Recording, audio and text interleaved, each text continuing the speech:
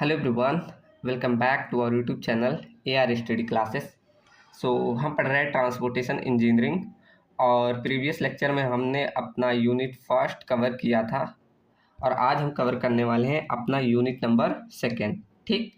और unit number first में आपको मतलब एक बार टाइपिंग वाला फॉर्म मिला है और एक हैंड रिटन नोट्स, तो वो 2 बार हुआ है। तो हैंड रिटन नोट्स मतलब जो है वो पढ़िएगा, वो जो स्किप कराया हूँ मैंने लेक्चर में उसे छोड़ दीजिएगा। ठीक। टाइपिंग वाला काफ़ी चीज़ें छोड़ना है, तो मैंने वो बता दिया था क्या क्या पढ़ना है, आगे वाला वही टॉपिक था। चलो तो स्टार्ट करते हैं यूनिट नंबर 2। यूनिट नंबर 2 आपका चैप्टर पूरा है, इसी में कवर हो जाएगा क्या, जियोमेट्रिक डिजाइन। आप सिलेबस से मैच करा लीजिएगा, पूरा टॉपिक कवर हो जाएगा। ठीक। चल तो सबसे पहले समझते हैं जियोमेट्रिक डिजाइन होता क्या है। तो इसमें हम मतलब मेनली जियोमेट्रिक डिजाइन में क्या पूरा डायमेंशन जितना जितना आपका होता है एक हाईवे में, वो सभी चीज़ें पढ़ेंगे। ठीक। अभी देखो क्या क्या आता है। अब इसमें क्या लिखा है, geometric design of a highway deals with all the dimension and layout of visible feature of a highway. जितने भी डायमेंशन और लेआउट और जो भी फीचर्स हैं वो सब हम कहाँ इस जियोमेट्रिक डिजाइन में पढ़ते हैं, और इन्हीं सब की सहायता से हम एक मैक्सिमम एफिशिएंसी प्रोवाइड कर सकते हैं विथ मिनिमम कॉस्ट से। कौन सा, एक जियोमेट्रिक डिजाइन करके। ठीक। तो for designing of highway elements following factor are consider. अब देखो अगर पूछ ले जियोमेट्रिक डिजाइन को कौन से फैक्टर डिपेंड करता है, तो यही सारे फैक्टर्स हैं।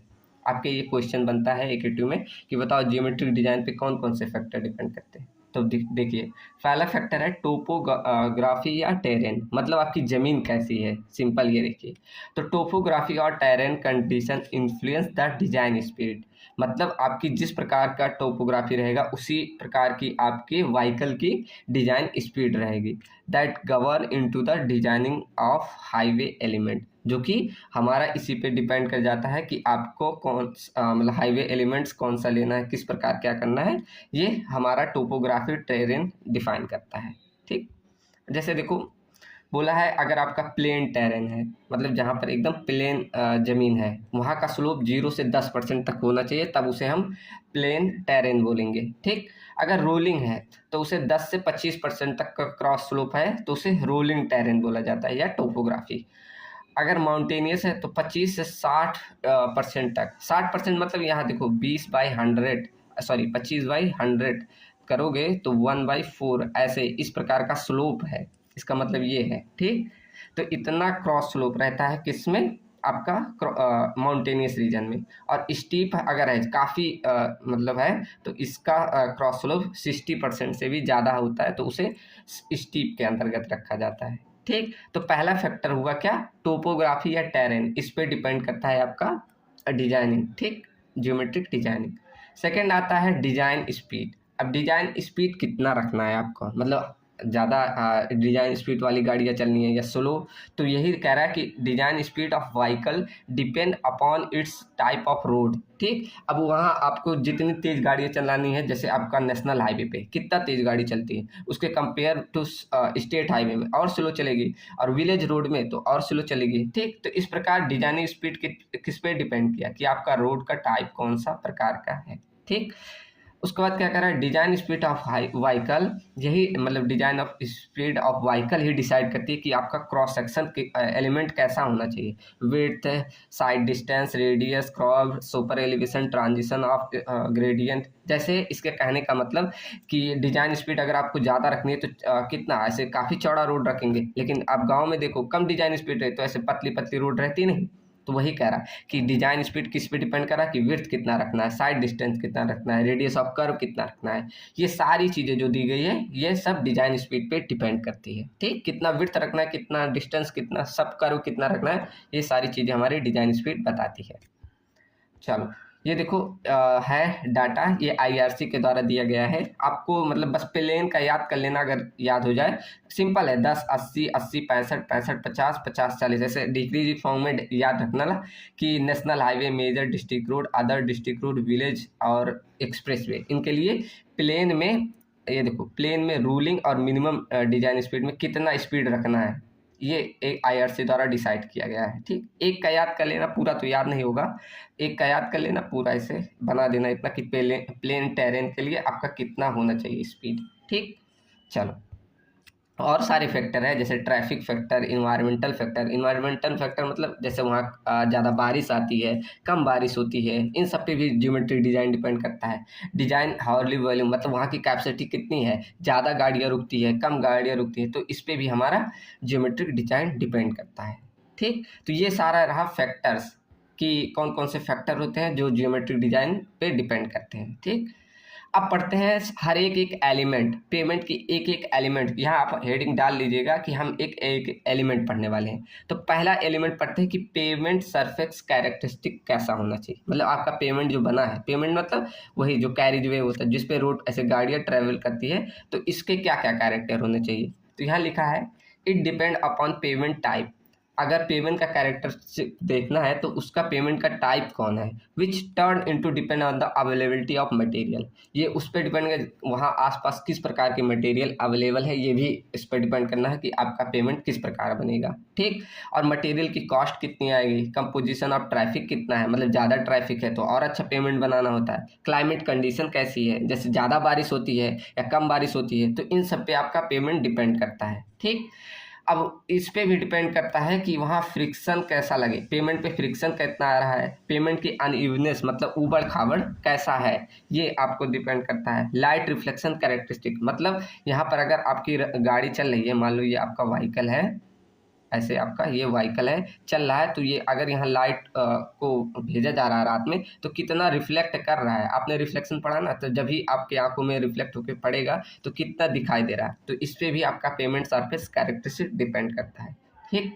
चलो तो पहला देखते हैं फ्रिक्शन। ये फ्रिक्शन को पढ़ते हैं, फ्रिक्शन बोलो या स्किड रेजिस्टेंस बोलो। तो इसके दो टू होते हैं, एक लॉन्गिट्यूडनल फ्रिक्शन, एक लेटरल फ्रिक्शन। लॉन्गिट्यूडनल क्या होता है, जो पैरेलल ही एक्ट करता है डायरेक्शन ऑफ व्हीकल के। जैसे ये आपका रोड हुआ और ये व्हीकल चल रहा है, तो ये जो पैरेलल यहाँ पर फ्रिक्शन एक्ट करेगा उसे लॉन्गिट्यूडनल फ्रिक्शन बोला जाता है।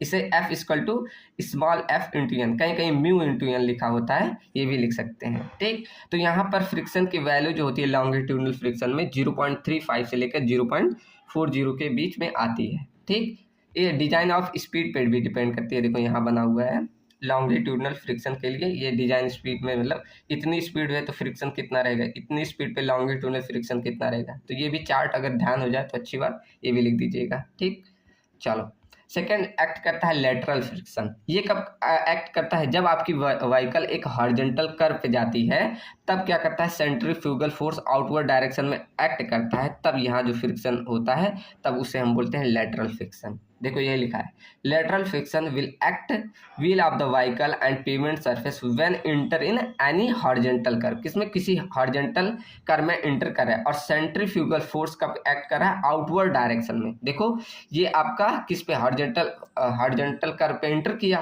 तब ये जो आपका सेंट्रीफ्यूगल फोर्स है ये आउटवर्ड डायरेक्शन में एक्ट करता है, तब जो इस पे फ्रिक्शन एक्ट कर रहा है इधर, ये आपका क्या कहलाता है, लेटरल फ्रिक्शन। इसकी वैल्यू जो होती है 0.15 होती है। ये कभी कभी कम्पिटेटिव एग्जाम में पूछ लेता है लेटरल फ्रिक्शन की वैल्यू बताओ। ठीक, तो 0.15।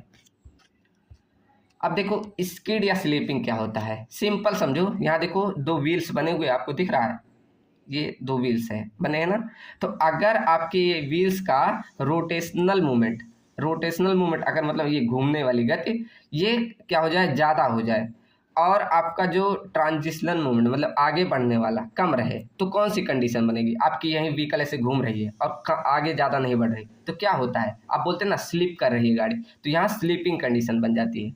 यहीं अगर स्किड मतलब क्या होगा कि अगर आपकी व्हीकल ऐसे मतलब कम घूमे, ये पहिया कम घूमे लेकिन आगे ज़्यादा बढ़े, तो आपका क्या हो जाता है, स्किड बोलते हैं। देखो यही लिखा है, बस इसी ध्यान हो जाएगा। इस स्किड और स्लीपिंग अगर रोटेशनल मूवमेंट से ज़्यादा ट्रांजिशनल मूवमेंट, मतलब ट्रांजिशन मतलब आगे बढ़ने वाला मूवमेंट ज़्यादा हो जाए कंपेयर टू रोटेशनल मतलब घुमाव से, तो वो आपका स्किड कहलाता है। लेकिन अगर रोटेशनल मूवमेंट मतलब घुमाव ज़्यादा हो रहा है कंपेयर टू ट्रांजिशनल मूवमेंट मतलब आगे कम बढ़ रहा है, तो आपका स्लिप हो जाता है। ठीक, तो सेकंड हमारा ये हो गया। अब आता है पेमेंट सरफेस कैरेक्टरिस्टिक, क्या बोलता है कि लॉन्गिट्यूडनल मूवमेंट हमारा ज़्यादा होना चाहिए कंपेयर टू रोटेशनल मूवमेंट। मतलब आपका ये आगे जब आपका गाड़ी चल रहा है, जैसे मान लो ये, इसका कहने का मतलब इतना है कि आपका ये गाड़ी चल रहा है, आप क्या चाहते हैं, ये आपका व्हीकल है, ये आपका लॉन्गिट्यूडनल मूवमेंट ज़्यादा करे कंपेयर टू इस पहिए की घुमाव से, तो ये पेमेंट सरफेस की कैरेक्टरिस्टिक होनी चाहिए कि आपका ऐसा होना चाहिए, आगे ज़्यादा बढ़े और सर्कुलर मतलब जितना भी रोटेशन मिले उसके कंपेयर टू आगे गाड़ी बढ़ती जाए। ठीक, अब कौन कौन से फैक्टर है जो अफेक्ट कर सकते हैं फ्रिक्शन को, जैसे कंडीशन ऑफ पेमेंट कैसा है, ड्राई है या वेट है, और सेकंड कह रहा है टाइप ऑफ पेमेंट सरफेस कैसा है, अर्दन है या बिटमिन है, इन सभी पे फ्रिक्शन की वैल्यू डिपेंड करती है। स्पीड ऑफ व्हीकल कितनी है, इस पे भी फ्रिक्शन डिपेंड करता है। कंडीशन ऑफ टायर कैसा है, जैसे न्यू टायर है या आपका वर्न टायर मतलब घिस गई है पूरे टायर तो कैसी है, इस पे भी फ्रिक्शन डिपेंड करता है। ठीक, टेम्परेचर ऑफ पेमेंट कैसा है, जैसे टेम्परेचर ज़्यादा रहेगा तो टायर एक्सपेंड करेगा, कॉन्टैक्ट एरिया बढ़ेगा तो फ्रिक्शन भी बढ़ेगा। ठीक, न्यू टायर में ट्रेड्स मतलब होते हैं, जैसे जिसे बोलते हैं ऐसे ऐसे खांचे होते हैं ना, क्या बोला जाता है, सांचा या खांचा जो भी बोले, ऐसे होता है तो उसमें इसकी वजह से और न्यू टायर में वर्न आउट मतलब पूरा ऐसे घिस जाता है, उसमें कोई भी सांचे नहीं होते। ठीक, अब देखो अगर बोला है पेमेंट सरफेस ड्राई होता है तो कैसे, जब पेमेंट सरफेस हमारा contact area of old tyre is more than the new tyre. अब देखो जब टायर आपका पूरा घिस जाएगा तो कॉन्टेक्ट में ज़्यादा रहेगा रहेगा ना, तो hence it will be offer more friction on dry payment, तब वो ड्राई पेमेंट में ज़्यादा फ्रिक्शन ऑफर करेगा। कौन, ये पुराना वाला टायर आपका। लेकिन अगर वही वेट आपका वहाँ मतलब वेट सरफेस रहता तब at the contact area of old tyre ज़्यादा रहेगा, हेंस मोर लुब्रिकेशन वहाँ आकर होगा वेट सरफेस पे, हेंस ऑफर लेस फ्रिक्शन, और इसी लेस फ्रिक्शन की वजह से आपकी स्लीपिंग कंडीशन आ जाती है। ठीक, चलो समझ में आ रहा है ना सबको। सेकेंड हमने देखा था पॉइंट वहाँ पेमेंट अनइवनेस, मतलब पेमेंट पे उबड़ खाबड़ होना, तो पेमेंट ऑफ अनइवनेस, एक second, pavement of unevenness on the pavement surface is called unevenness, मतलब उसे ये अनइवनेस बोला जाता है। अगर सॉरी उल्टा बोल दिया, देखो क्या लिखा है, pavement of undulations on the pavement surface is called unevenness. ठीक, अगर उस पर अंडुलेशन मतलब यही ऐसे गड्ढे उड्ढे हैं तो उसे अनइवनेस बोला जाता है। ठीक, not maintain the design speed, अगर उस पर अनइवनेस है तो वो हमारी जितनी डिजाइन स्पीड थी उतना वो मेंटेन नहीं कर पाएगा, और उससे फ्यूल कंजम्पशन ज़्यादा होगा और वियर टीयर मतलब तोड़ फोड़ ज़्यादा आएगा आपकी गाड़ी में।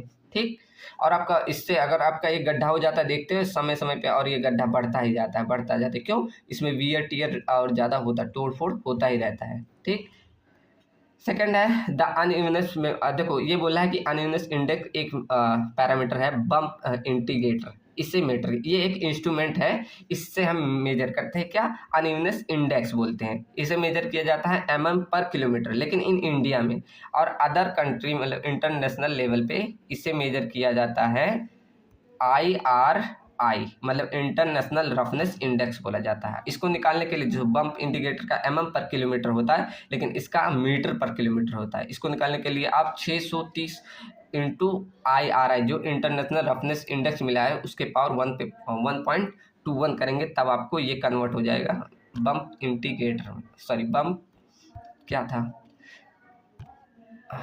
हाँ बम्प इंटीग्रेटर। ठीक, चलो अब देखो यहाँ डाटा दिया गया है कि अनइवनेस इंडेक्स और टाइप ऑफ रोड, अगर 1500 से कम है तो आपका वहाँ अच्छा माना जाएगा, मतलब उतना ख़राब कंडीशन नहीं है रोड की, लेकिन 1500 से 2000 तक है तो सेटिस्फैक्ट्री मतलब हम उतना सह सकते हैं, लेकिन अगर 2500 से 35,000 आ गया तो उसे बैड माना जाएगा, और 3500 से ज़्यादा आ गया तो वो अनकम्फर्टेबल हो गया। ठीक, चलो एक एक इंस्ट्रूमेंट होता है, आप सर्च करेंगे ये नाम ना तो आपका एक इंस्ट्रूमेंट ऐसे लंबा सा होता है कुछ ऐसे, फिर यहाँ ऐसे कुछ लगा होता है, आप देखेंगे आपको यूट्यूब पे मिल जाए, ऐसे पहिया होता है बस एक व्हील, तो ऐसे ये क्या करता है, ऐसे जितनी बार ये जंप करेगा ना तो यहाँ ये रीडिंग नोट करते जाएगा, आप जाकर अभी सर्च कर लीजिएगा आपको दिख जाएगा ये इंस्ट्रूमेंट।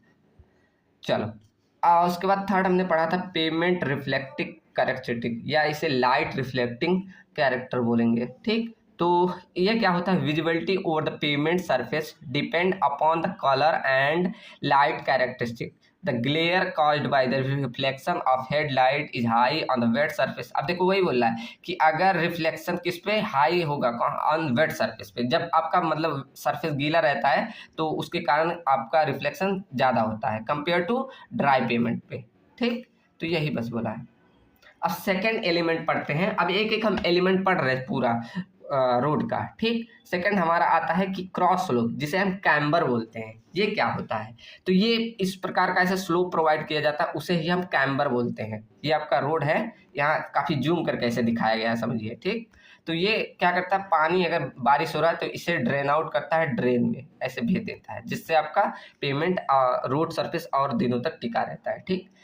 तो it is the slope provided to the road surface in the road transverse direction to drain out the water from the road surface, ठीक। क्या काम कर रहा है? ड्रेन कर रहा है रेन वाटर को, ठीक, इस नाले तक पहुंचाने के काम होता है।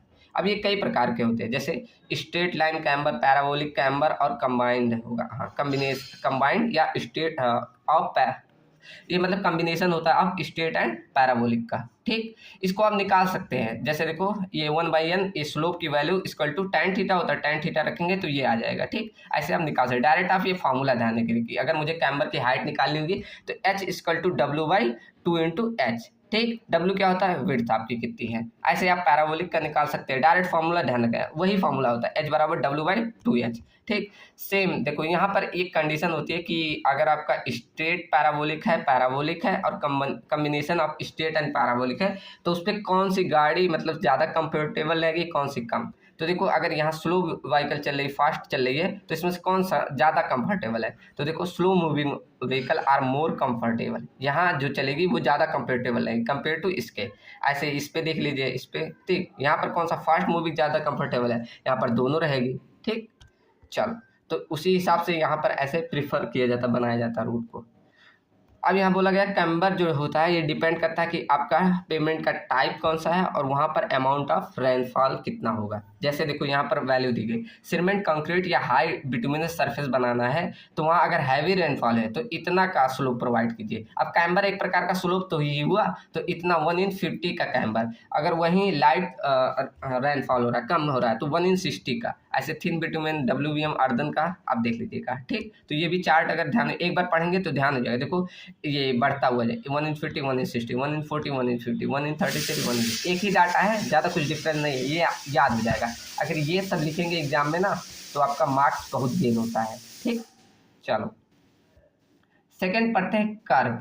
अब कर्व क्या होता है? आपने ऐसे रोड के किनारे जरूर देखा होगा, एकदम जैसे आपका ये रोड है, ये आपका ऐसे रोड है, तो यहाँ किनारे ऐसे एक ऐसे पतली सी ऐसे कर्व बोलते हैं, ऐसे चिनाई हुई या कंक्रीट की ऐसी बनी हुई स्ट्रक्चर आपने ऐसे किनारे देखा होगा, ठीक, जरूर देखा होगा। तो इसी को कर्व बोला जाता है। ये क्या इंडिकेट करती है? आपकी रोड की बाउंड्री को, ठीक। तो ये देखो लिखा है curve indicate the boundary between the payment and median on the foot surface और शोल्डर, ठीक। तो वही देखो, अब ये क्या बोला, मीडियन क्या है, फुटपाथ, और शोल्डर क्या है, तो इसको समझो। जैसे मैंने ये रोड बनाया, ये आपका रोड हो गया, तो आपने ज़रूर देखा होगा कि आपके रोड के किनारे इतनी ऐसे कभी कभी ज़मीनें छुट्टी होती है ना, तो ये जो ज़मीन छुट्टी है इसे बोला जाता है शोल्डर।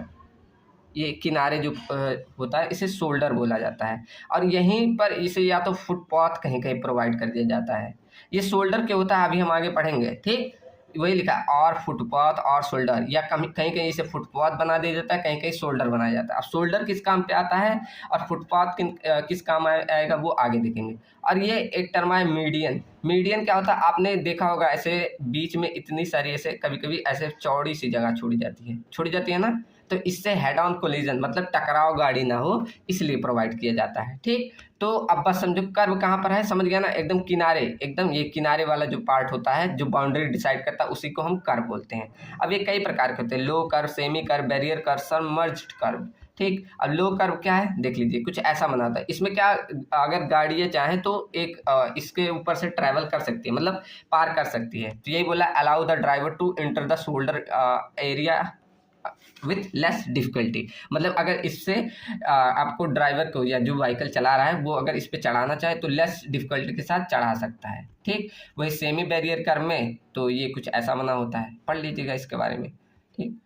और ये बैरियर कर्व और सबमर्ज कर्व, ठीक।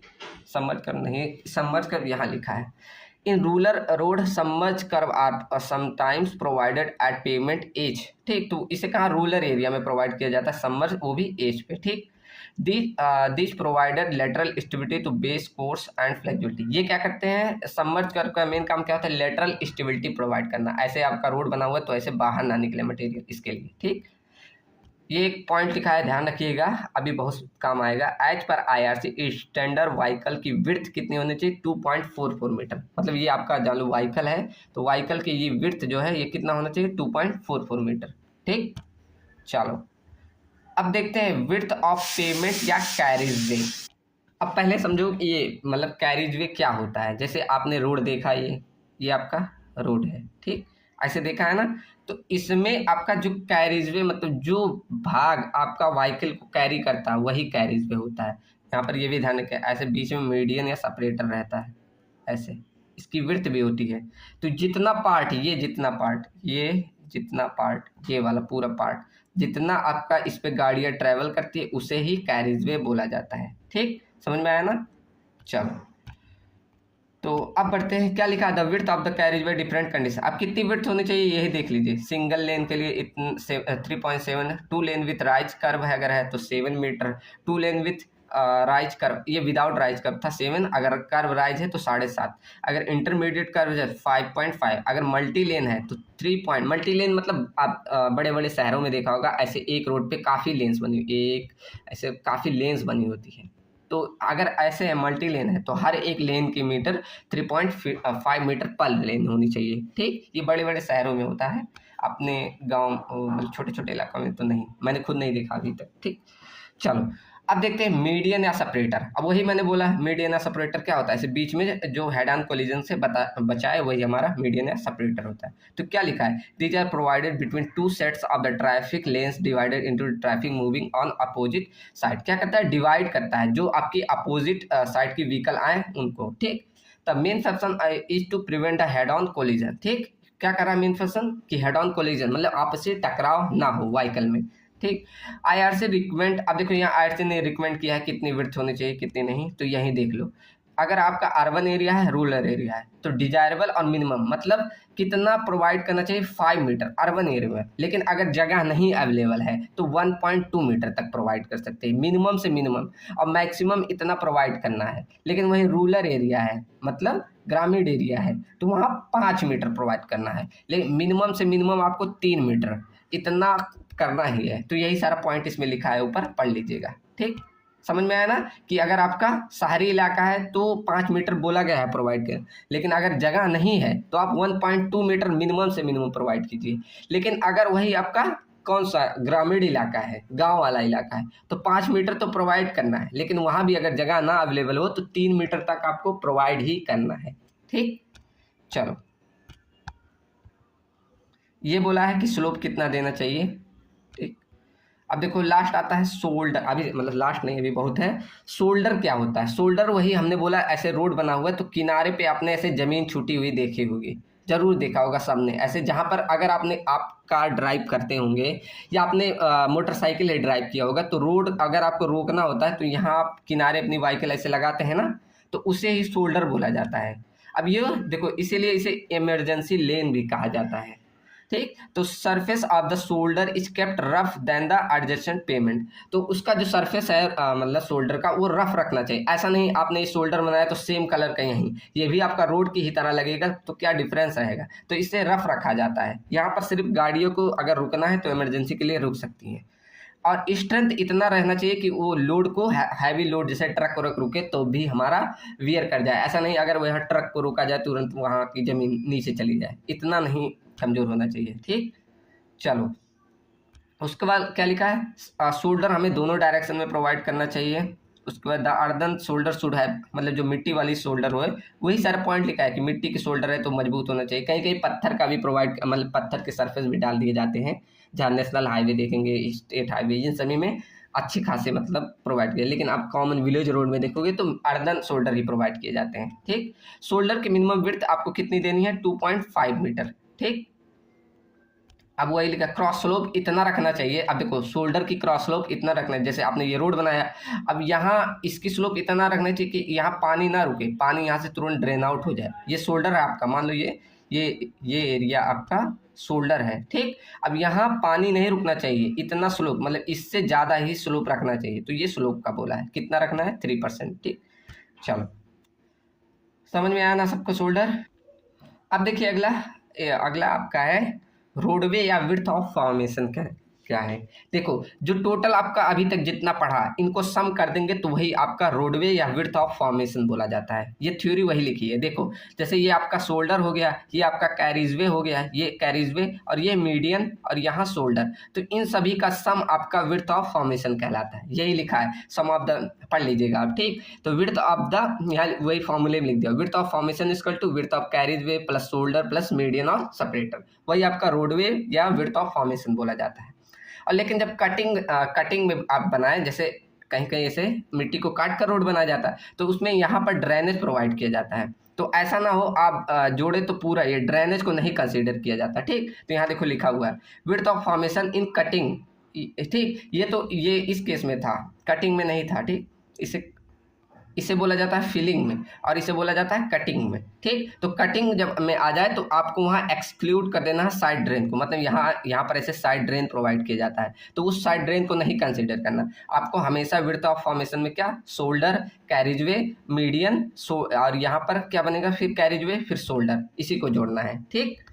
चलो अब देखते यहाँ पर सभी प्रकार के लिए कितना रखना है, ये तो ध्यान नहीं होगा, एक आध दो अगर ध्यान हो जाए तो लिख दीजिएगा, ठीक। कितना मतलब विड्थ रोडवे विड्थ रखना है, यहाँ देखो ये IRC के अकॉर्डिंग है। चलो अब देखते हैं रोड मार्जिन।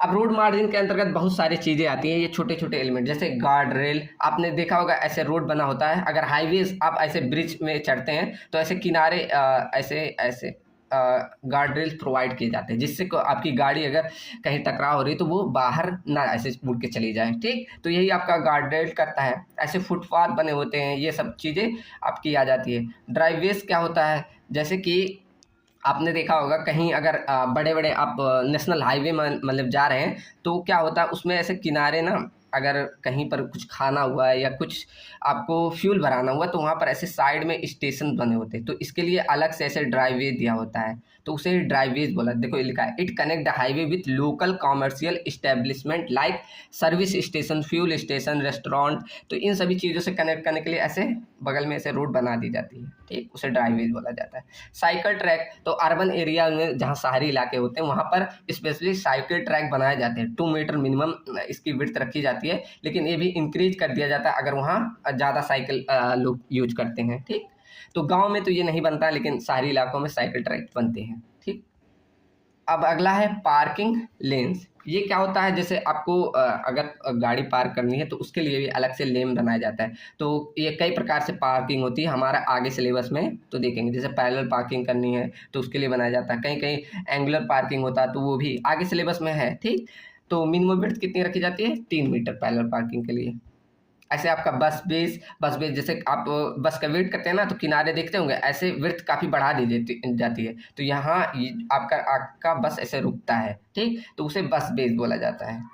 ऐसे आपका ले वेज है नियर पब्लिक, जहाँ पर ले वेज क्या होता है, जहाँ पर देखो ट्रैफिक ज़्यादा होता है, जैसे मान लीजिए आपका रोड है, अब यहाँ ट्रैफिक ज़्यादा है तो उसके लिए क्या करते हैं, यहाँ बगल में ऐसे ले वेज प्रोवाइड की जाती है, मिनिमम कितना 3 मीटर विड्थ तक। देखो वही बोला है कि provide near the public conveniences to avoid the conflict with runway traffic, जहाँ पर वही क्या कॉन्फ्लिक्ट मतलब झगड़ा बोलते हैं, तो उससे बचने के लिए, झगड़ा मतलब बोले वही टकराव ना हो इसके लिए, ठीक।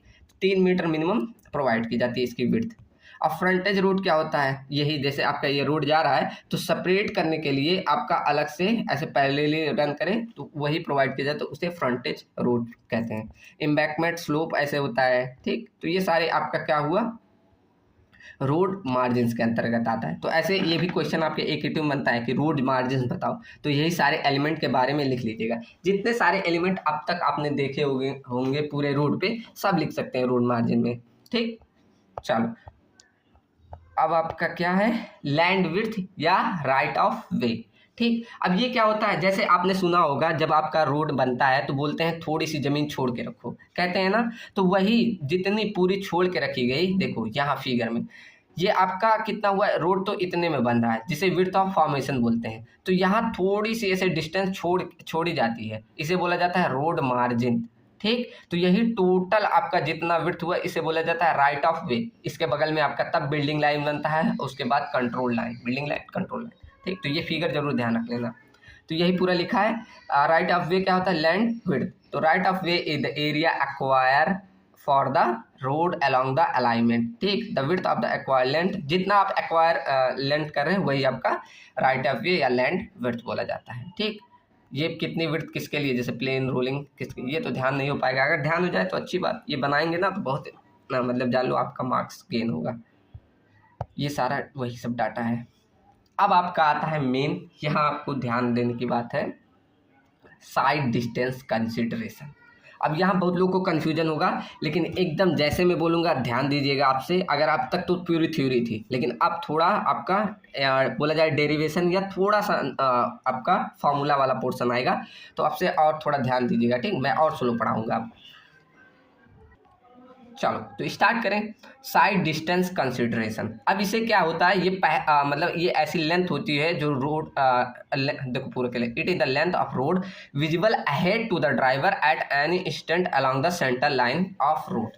ठीक, मतलब ये इतना लेंथ हम एक्स्ट्रा प्रोवाइड करते हैं या मतलब लेके चलते हैं जिससे हमें ड्राइवर को क्या हो, विजिबल हो जाए पहले से। ठीक, कौन कौन सी, बहुत सी होती है। Stopping sight distance, overtaking sight distance, and आपका आएगा एक और आपका आता है इंटरमीडिएट साइड डिस्टेंस, ऐसे हेडलाइट साइड डिस्टेंस, और एक स्टॉपिंग साइड डिस्टेंस एसडी बोलते हैं। तो ऐसे सब कैलकुलेट करना है। ठीक, चलो तो पढ़ते हैं पहला स्टॉपिंग साइड डिस्टेंस। अब ये आपके एग्जाम में आता है, ध्यान से देखिएगा। ठीक, अब स्टॉपिंग साइड डिस्टेंस क्या होता है, इसे नॉन पासिंग साइड डिस्टेंस या एब्सोल्यूट मिनिमम साइड डिस्टेंस बोला जाता है। ठीक, ये क्या होता है, it is the length of the road visible to the driver at any instant so that safely start of the vehicle to avoid head on collision. अब ये क्या बोला, ये मतलब इतनी डिस्टेंस होती है कि आपके ड्राइवर को पहले से दिख जाए हेड ऑन कोलिजन होने से। जैसे देखो एक यहाँ फिगर बना है, अब ये आप ड्राइव कर रहे हैं।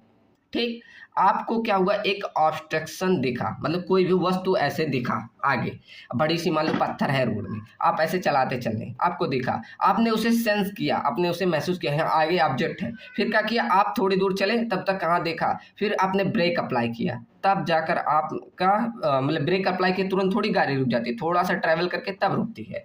ठीक, तो यही कितना पूरा टाइम लिया, मतलब आपने ऑब्स्ट्रक्शन देखा, फिर आपने कुछ सेंस किया, फिर आपने व्हीकल अप्लाई किया, तब पूरा ये जो टाइम होता है वही आपका कहलाता है स्टॉपिंग साइड डिस्टेंस। जैसे आप लोग गाड़ी ट्रैवल करते हैं, ऐसे कोई जानवर आ जाता है तो आप तब भी चलते रहते हैं, फिर आप देखते हैं वो वहीं खड़ा ही है, तो आप क्या करते हैं, तब जाकर गाड़ी में ब्रेक अप्लाई करते हैं, और तुरंत जैसे ब्रेक अप्लाई करें तो थोड़ी रुक जाता है, थोड़ा सा आगे तो बढ़ता ही है।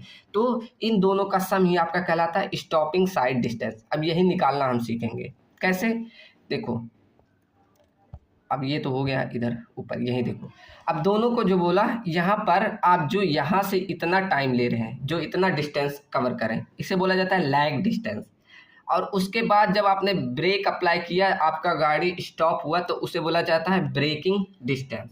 इन दोनों का सम आप करेंगे तो वही आपका कहलाता है स्टॉपिंग साइड डिस्टेंस। ठीक, यहाँ देखो मैंने लिख दिया stopping sight distance equal to lag distance plus braking distance. ठीक, अब चलो एक एक करके निकाल लेते हैं दोनों। लैग डिस्टेंस पहले हम निकालते हैं लैग डिस्टेंस, फिर निकाल दूंगा ब्रेकिंग डिस्टेंस। ठीक, अब यहाँ आपने एक फॉर्मूला पढ़ा होगा, क्या, speed equal to distance upon time, पढ़ा है ना। तो हम क्या करते हैं, डिस्टेंस हमें निकालना है तो इसको इधर भेज दो तो क्या हो जाएगा, स्पीड इंटू टाइम हो जाएगा। तो देखो वैसे ही निकल जाएगा, d1 equal to V into T R. V क्या, स्पीड, और टी आर क्या, टाइम। ठीक, निकल गया है, यही आपका फॉर्मूला है।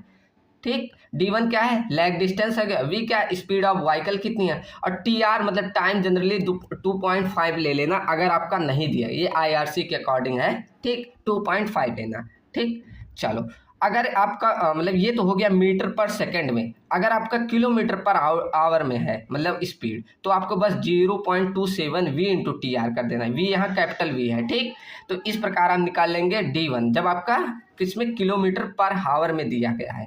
ठीक, अब ये जो टाइम है ना, ये एक थ्योरी पे डिपेंड करती है, इसे बोला जाता है पी थ्योरी, PI। अब तक समझ में आया ना, ये इतना समझ में आया ना कि कैसे हम लैग डिस्टेंस निकालेंगे, किसी को दिक्कत नहीं ना।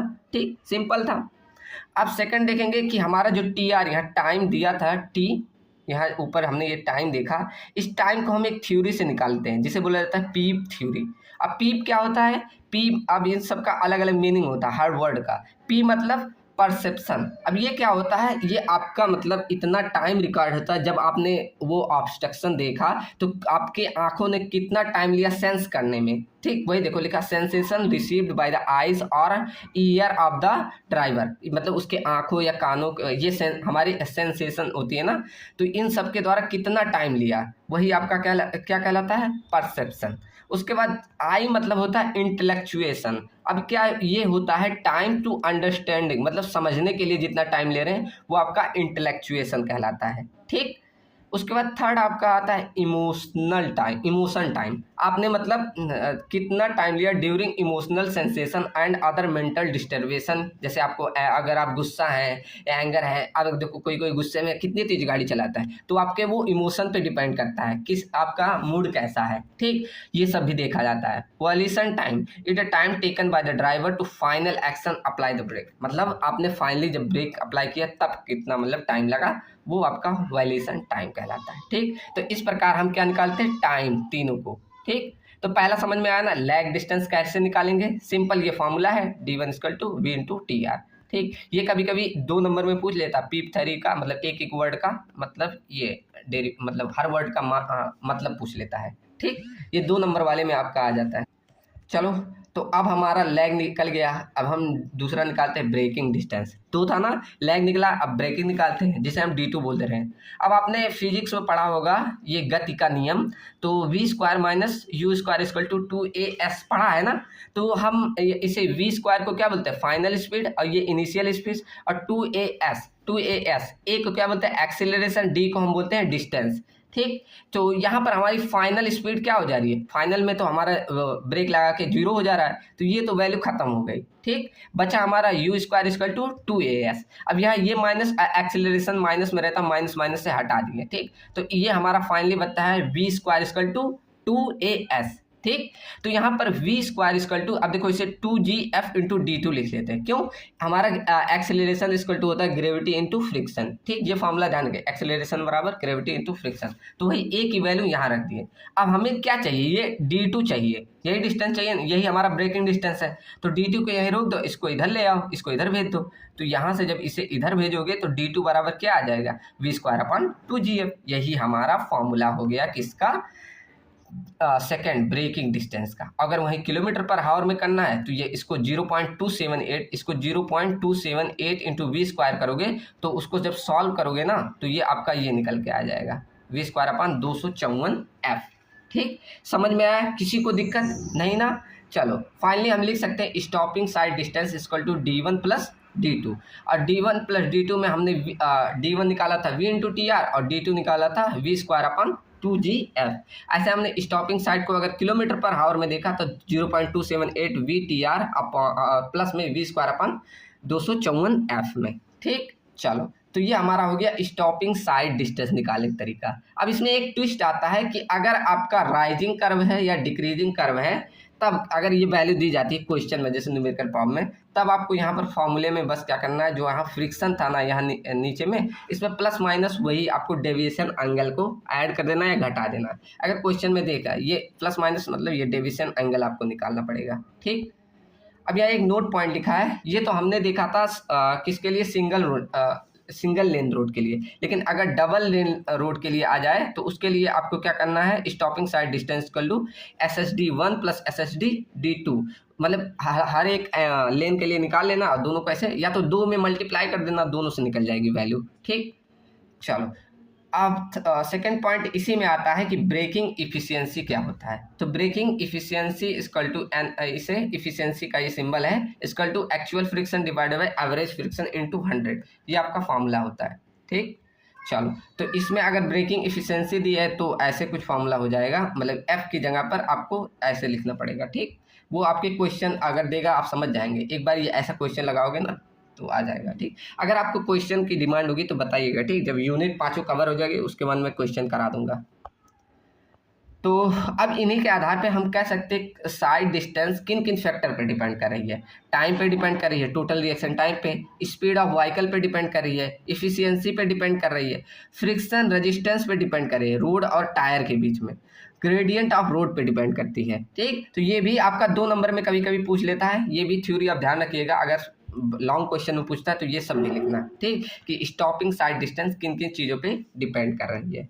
ठीक, चलो ये मत ध्यान रखिएगा कि ये डायरेक्ट ऐसे वैल्यू दी जाती है, जैसे ये कॉम्पिटेटिव एग्जाम का नोट्स है ना, तो उसमें बता दिया जाता है कि आपका टाइम बचे कि स्पीड इतनी है तो स्टॉपिंग साइड डिस्टेंस इतना है, स्पीड इतनी है तो इतना है। ठीक, ये मत ध्यान रखिएगा आप लोग। चलो अब सेकंड देखो, ओवरटेकिंग साइड डिस्टेंस। अब ये क्या होता है, आप लोगों ने मतलब गाड़ी चलाते होंगे ना, तो आप गाड़ी को ऐसे चलाते हुए ओवरटेक तो जरूर किए होंगे। ओवरटेक मतलब ऐसे आप गाड़ी चला रहे हैं तो आप एक गाड़ी अब चल रही है, अब इसको ओवरटेक करके ऐसे आगे तो निकले होंगे, तो यही कितना डिस्टेंस प्रोवाइड किया जाता है वही आपकी ओवरटेकिंग साइड डिस्टेंस कहलाता है। ठीक, अब इसे कैसे कैलकुलेट करना है, देखो पहले मैं समझा दूँ क्या होता है ओवरटेकिंग डिस्टेंस। जैसे ये आपका व्हीकल है जो आप चला रहे हैं काफ़ी स्पीड से, और वी आपकी स्लो मूविंग व्हीकल है जिसे आप ओवरटेक करना चाहते हैं। ठीक, चलो तो आप जब ओवरटेक करते हैं तो कुछ देर तो आप इस ओवरटेक करने वाली गाड़ी को ऐसे फॉलो करते हैं ना, ऐसे नहीं कि तुरंत आए तुरंत धन से निकाल दे, वो तो कोई छपरी बोलते हैं उसको वो होते हैं। लेकिन अगर कोई इसको ओवरटेक करना चाह रहा है, हाई स्पीड से है, तो क्या करेगा, कुछ देर तो ऐसे फॉलो करेगा और देखेगा कि इधर से कोई व्हीकल आ तो नहीं रही है। जब देखेगा खाली है तो ये कुछ डिस्टेंस चल जाएगा ना, तो इसे D1 डिस्टेंस बोलते हैं। उसके बाद जब देखा इसने खाली है, ऐसे देखा मतलब खाली रास्ता है, तो उसने क्या किया, तुरंत स्पीड बढ़ाया और ऐसे निकल के आगे चला गया। ठीक, तो ये पूरा जर्नी जितना इसने ओवरटेक करने में यहाँ से यहाँ तक लगाया, इसे बोला जाता है D2। ठीक, उसके बाद यहाँ आगे से कोई व्हीकल आती तो जरूर होगी, तो ये यहाँ से यहाँ तक और इन गाड़ी के बीच में जो डिस्टेंस बच होता है उसे D3 बोला जाता है। तो इसी D1 plus D2 plus D3 को हम बोलते हैं ओवरटेकिंग साइड डिस्टेंस। यहाँ देखो लिखा overtaking sight distance equal to D1 plus D2 plus D3। ठीक, चलो तो अब एक एक करके सब निकालते हैं तीनों। अब समझ में आया ना ओवरटेकिंग साइड डिस्टेंस क्या है।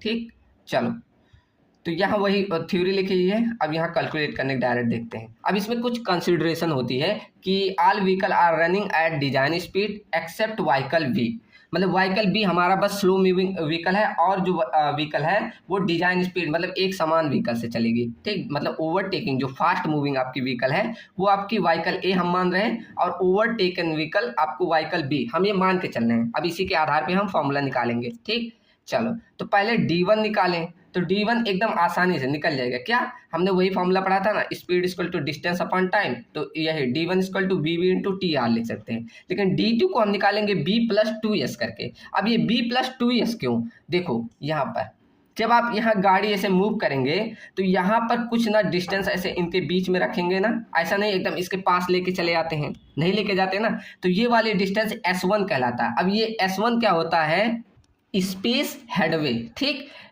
स्पेस हेडवे मतलब होता है यही, जब आप ऐसे गाड़ी को इसको फॉलो कर रहे हैं ना तो कुछ डिस्टेंस ऐसे बनाए रखते हैं ना, ऐसा नहीं इसको एकदम पास ले आ जाते हैं, कुछ डिस्टेंस ऐसे दूरी पे ही रहा जाता है। ठीक, तो उसे S1 यहाँ बोला जाता है। उसके बाद जितना ये आपका गाड़ी ट्रेवल करी इस आपके मतलब यहाँ से यहाँ तक पहुँचने में, इसे बोला गया B डिस्टेंस। ठीक, उसके बाद जब आप इसके आगे पहुंच गए तब भी कुछ डिस्टेंस ये गाड़ी और ये गाड़ी बनाई गई, तो इसे बोला गया S। मतलब इस पूरे D2 डिस्टेंस में इतना क्रिया हुई, क्या, एक आपने गाड़ी ट्रेवल किया और दो आपने यहाँ स्पेसिंग ऐसे बीच में बनाए रखा, तो यहाँ D2 बराबर क्या हम लिख सकते हैं, B प्लस 2S। ठीक, किसी को दिक्कत, ऐसे हम D3 निकाल सकते हैं डायरेक्ट VC इंटू टी करके। ठीक, मतलब VC मतलब ये जो सी मूविंग व्हीकल है इसका भी स्पीड इंटू टी। ठीक, टी मतलब टाइम होता है। चलो अब चलो D1 कैलकुलेट करते हैं। D1 क्या होता है, डिस्टेंस कवर बाय, अब यहाँ थ्योरी लिखी है, distance cover by the vehicle A during the reaction time, मतलब वाइल जब फॉलो कर रहा है B को तो कितना डिस्टेंस कवर किया वो हमारा D1 डिस्टेंस होता है। कैसे निकाल सकते हैं, D1 बराबर VB इंटू TR, मैंने यही बता दिया। अगर वही किलोमीटर पर आवर में करना है तो 0.27 इंटू VB इंटू TR, ठीक, समझ में आ रहा होगा सबको। उसके बाद यहाँ भी टी आर बराबर हम मतलब जो टाइम है उसे 2 सेकेंड एज्यूम कर सकते हैं। ये किसके अकॉर्डिंग, IRC के अकॉर्डिंग, अगर क्वेश्चन में नहीं दिया तब। ठीक, चलो उसके बाद VB क्या होता है, speed of slow moving vehicle. इसे हम किलोमीटर, जब कैपिटल में दिखाओ तो किलोमीटर पर आवर में, और स्मॉल में दिखाओ तो वो हमारा मीटर पर सेकंड में है। ठीक, चलो ये हमारा हो गया D1 कैलकुलेट करने का। अब हम निकाल रहे हैं D2। ठीक, अब D2 थोड़ा ध्यान दीजिएगा। D2 क्या होता है, distance cover by the vehicle A during overtaking time. ठीक, मतलब व्हीकल ए द्वारा कितना मतलब टाइम डिस्टेंस कवर किया गया जब ये ओवरटेक कर रहा है व्हीकल ए को, सॉरी व्हीकल बी को। ठीक, अब D2 बराबर हमने क्या पढ़ा, B + 2S। ठीक, तो एस हमारा हमने बोला क्या होता है, स्पेस हेडवे। मतलब कुछ ऐसे देखो यहाँ दिखाया गया फिगर में, ये आपका पहला मतलब क्या है, गाड़ी एक है, मतलब ए गाड़ी मान लो और ये व्हीकल बी मान लो। ठीक, तो इनके बीच में जो डिस्टेंस है ऐसे एक्स बोला जाता है। ठीक, एक्स इनके बीच की ऐसे डिस्टेंस है। उसके बाद इसको कहाँ स्पेस हेडवे लिया जाता है, सेंटर से लेकर ऐसे जोड़ा जाता है, यही आपका स्पेस हेडवे एस कहलाता है। ठीक, तो यहाँ पर एस इक्वल टू क्या लिख सकते हैं, इसका सेंटर मतलब ये टोटल एन लेंथ गाड़ी है तो आधा क्या हो जाएगा L/2, इसका इधर का आधा L/2, तो L/2 प्लस एक्स। तो डायरेक्टली हम लिख सकते हैं क्या, S बराबर L + x लिख सकते हैं। ठीक, चलो तो अब इस यही हमें L + x को निकाल लें तो x बराबर हम निकाल सकते हैं VB × TR। मतलब VB क्या, व्हीकल बी की स्पीड इंटू TR जो आपका टाइम दिया गया है। ठीक, चलो तो यहाँ हमने x निकाल लिया ना। ठीक, चलो अब यहाँ पर हमारा जो टाइम होता है यहाँ पर हम ले सकते हैं जो स्पेस हेडवे में यहाँ हमने निकाला, तो इसको हम 0.7 सेकेंड ले सकते हैं। ठीक, तो स्पेस हेडवे इक्वल टू हम लिख सकते थे VB × TR, मतलब यहाँ x के स्थान पे हमने लिख दिया वो क्या, VB × TR + L। ठीक, तो यहाँ S इक्वल टू, अब यहाँ हमें टाइम मिल गया है तो क्या 0.7 × VB + L लिख सकते हैं। ठीक, अब IRC क्या बोलता है, L की वैल्यू हम 6 ले सकते हैं, जो यहाँ लेंथ हम लिए हैं 6 ले सकते हैं। तो फाइनली जो हमारा स्पेस हेडवे का फॉर्मूला आता है क्या आ गया, 0.7 VB + 6। ठीक, ये आपका स्पेस हेडवे का फॉर्मूला निकल के आया। समझ में आया ना, एक बार सब लोग खुद से ये करना। ठीक, अभी मैं पढ़ा दे रहा हूँ, उसके बाद ये और स्पेस स्टॉपिंग साइड दोनों खुद करना। ठीक, चलो तो यहाँ पर स्पेस हेडवे हमने निकाल ली। यस क्या है हमारा, स्पेसिंग बोल सकते हो या स्पेस हेडवे। VB हमारा स्पीड है, वो भी मीटर पर सेकंड में, और TR हमारा क्या है, टाइम, जो कि हमारा 0.7 सेकंड है, हमारा दिया गया था IRC के द्वारा। अगर मुझे किलोमीटर पर आवर में करना है तो बस 0.78 से मल्टीप्लाई कर दो, तो ये आपका निकल के आ जाएगा 0.2 VB + 6। ये किलोमीटर पर आवर में हो गया। यहाँ मैंने लिख दिया है अलग से कि अगर आपको किलोमीटर पर आवर में लिखना है तो 0.2 VB + 6, अगर वहीं आपको मीटर पर सेकंड में लिखना है तो 0.7 VB + 6 करना है। ठीक, ये आपका किसका फॉर्मूला हो गया, स्पेस हेडवे का। अब हम निकाल लेते हैं B का। इसमें एक चीज़ और बचा, ये हम निकाल लिए। अब इसको B को कैसे निकाल सकते हो, B को सिंपल निकाल लो। कैसे, B इक्वल टू हम निकाल सकते हैं VB × T करके। ठीक, अगर किलोमीटर पर आवर में करना है तो 0.27 VB × T कर लेना। लेकिन यहाँ पर ध्यान दो, T जो निकालोगे इसे बोलते हैं ओवरटेकिंग टाइम। इसे निकाल जाता है T = √4S / A मतलब एक्सीलरेशन, और S हमने निकाला जो अभी यहाँ स्पेस हेडवे निकाल लिया ना, वो वाले डिस्टेंस से, तब हम यहाँ B की वैल्यू निकालोगे। ठीक, समझ में आया ना। तो फाइनली हम D2 बराबर B + 2S जोड़ दोगे, निकल जाएगा। ठीक, समझ में आया ना। पहले क्या, आपको S की वैल्यू निकालनी है, S का पूरा फॉर्मूला हो गया, फिर हम B का फॉर्मूला यहाँ बताएं। ठीक, यहाँ से हमने D2 निकाल लिया। चलो आशा करता हूँ अगर आपने ध्यान से सुना होगा तो समझ में आया होगा। अब D3 निकाल लेते हैं। D3 क्या होता है, distance cover by the vehicle C जो अपोजिट लेन से आ रही है। ठीक, इससे क्या करते हैं, VC मतलब जो आपकी C व्हीकल की स्पीड है उसे T से मल्टीप्लाई कर दो। यहाँ भी T बराबर हम √4S/A एक्सीलरेशन से डिवाइड करते हैं। ठीक, ऐसे निकाल लोगे। तो फाइनली हम overtaking sight distance OSD equal to क्या लिख सकते हैं, D1 + D2 + D3, जिसका हम D1 निकाले थे VB × TR और D2 निकाले हैं B + 2S, और VC बराबर क्या, और ये D3 बराबर लिखे हैं VC × T। ठीक, पूरा फार्मूला ऐसे कुछ बन के आया। ठीक, समझ में आया सबको ना। एक बार खुद से सब लोग ट्राई करना। ये तो हमारा हो गया 2 लेन के लिए, लेकिन अगर 1 लेन के लिए रहता है तो D1 + D2 ही निकालना होगा आपको। ठीक। अगर देखो ये नोट पॉइंट है कि अगर आपका जो ओवरटेकन मतलब स्लो मूविंग व्हीकल की स्पीड ना दी गई हो तो वहाँ निकाल सकते हैं, या वी भी हमारा स्लो मूविंग व्हीकल था, ठीक। तो यहाँ क्या कर देना, वी ए जो आपकी फास्ट मूविंग व्हीकल है उसमें 4.5 से मतलब सॉरी माइनस कर देना, जब आपका क्या मीटर पर सेकंड में स्पीड हो, लेकिन अगर किलोमीटर पर आवर में हो तो उससे 16 से माइनस करना, ठीक। ये देखो ये नोट पॉइंट है, अगर नेशनल हाईवे पे है तो उसके लिए ये एग्जाम्पल था, इसको मत देखिएगा, ठीक। चलो, if it is not possible to provide overtaking sight distance, अगर मतलब ये नहीं है कि अब आप ओवरटेकिंग साइड डिस्टेंस वहाँ पर पा रहे हैं तो वहाँ पर हम ओवरटेकिंग साइड जोन प्रोवाइड करते हैं। अब ये क्या होता है, देखो ऐसे आपका रोड होता है, आपने नोटिस किया होगा अगर आपने स्टेट हाईवे या नेशनल हाईवे में ड्राइव किया होगा या ट्रैवल भी किए होंगे तो देखा होगा कहीं कहीं पर ऐसे काफ़ी लेन बड़ी हो जाती है ना, तो यही आपका कहलाता है ओवरटेकिंग जोन। इसमें क्या होता है, सब चीज़ें मेंटेन की जाती है, जैसे यहाँ से आपका मतलब ओवरटेकिंग जोन स्टार्ट हो रहा है, फिर यहाँ एक बोर्ड लगा होता है कि आप खत्म हो गया, ठीक। तो यहाँ से होता है गाड़ी अगर ओवरटेक करना चाहती है तो यहाँ से इसे प्रोवाइड कर दिया जाता है कि यहाँ से आप कर लो, ठीक। चलो, तो मिनिमम जो लेंथ होती है ओवरटेकिंग जोन की वो 3 time of stopping sight distance क्या होता है, ठीक। ये आपका फिगर बना हुआ देख लेना, ठीक, वही लिखा है। अगर ये भी नहीं पॉसिबल है ओवरटेकिंग जोन प्रोवाइड करना तो वहाँ इंटरमीडिएट साइड डिस्टेंस प्रोवाइड करते हैं, ठीक। अभी क्या होता है इंटरमीडिएट साइड डिस्टेंस, वो भी हम दिखाएंगे, ठीक।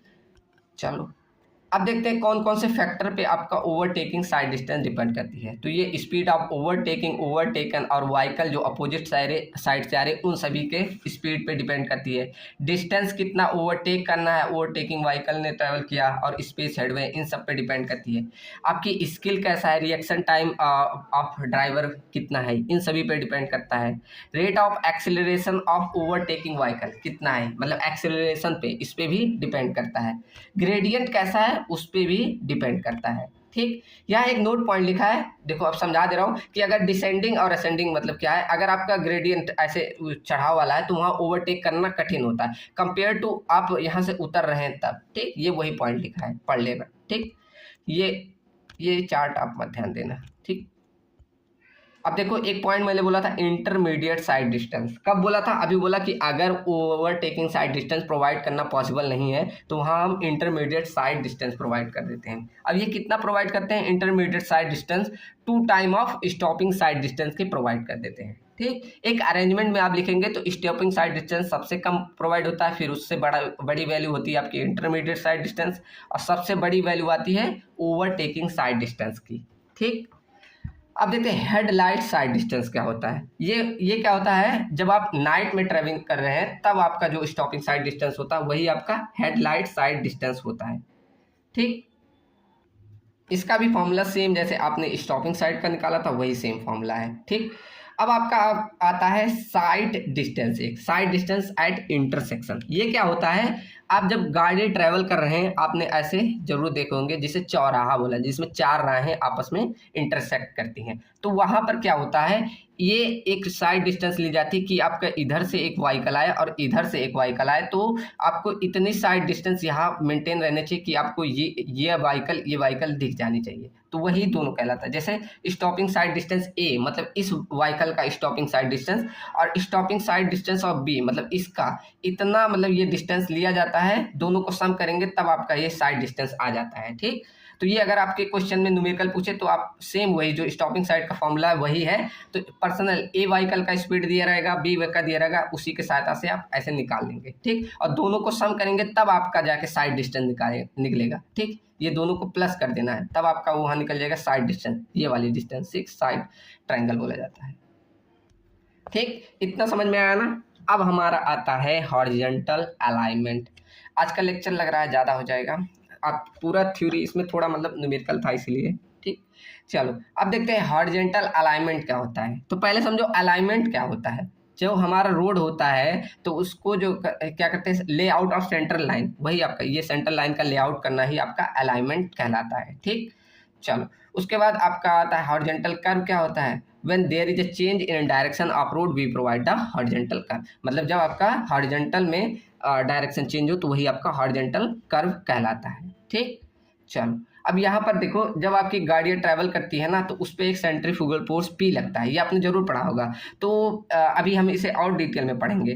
तो when vehicle enter the any horizontal curve centrifugal force P act radially outward from the CG। मतलब कह रहा है जब आपकी व्हीकल इस कर्व पे हॉरिजॉन्टल कर्व पे पहुंचती है तो रेडियली आउटवर्ड डायरेक्शन में आपका एक सेंट्रीफ्यूगल फोर्स P लगता है। अब इसका फॉर्मूला आपने सर्वे में पढ़ा होगा, P = mv²/r। ठीक, अभी इसका मतलब बहुत महत्व होता है। ठीक, देखो अब इसको हम m = हमने पढ़ा है, देखो W बराबर हमने पढ़ा है वेट = मास इंटू ग्रेविटी, पढ़ा है ना। तो क्या m बराबर W/g लिख सकते हैं? लिख सकते हैं। ठीक, मतलब इधर इसको भेज दिया।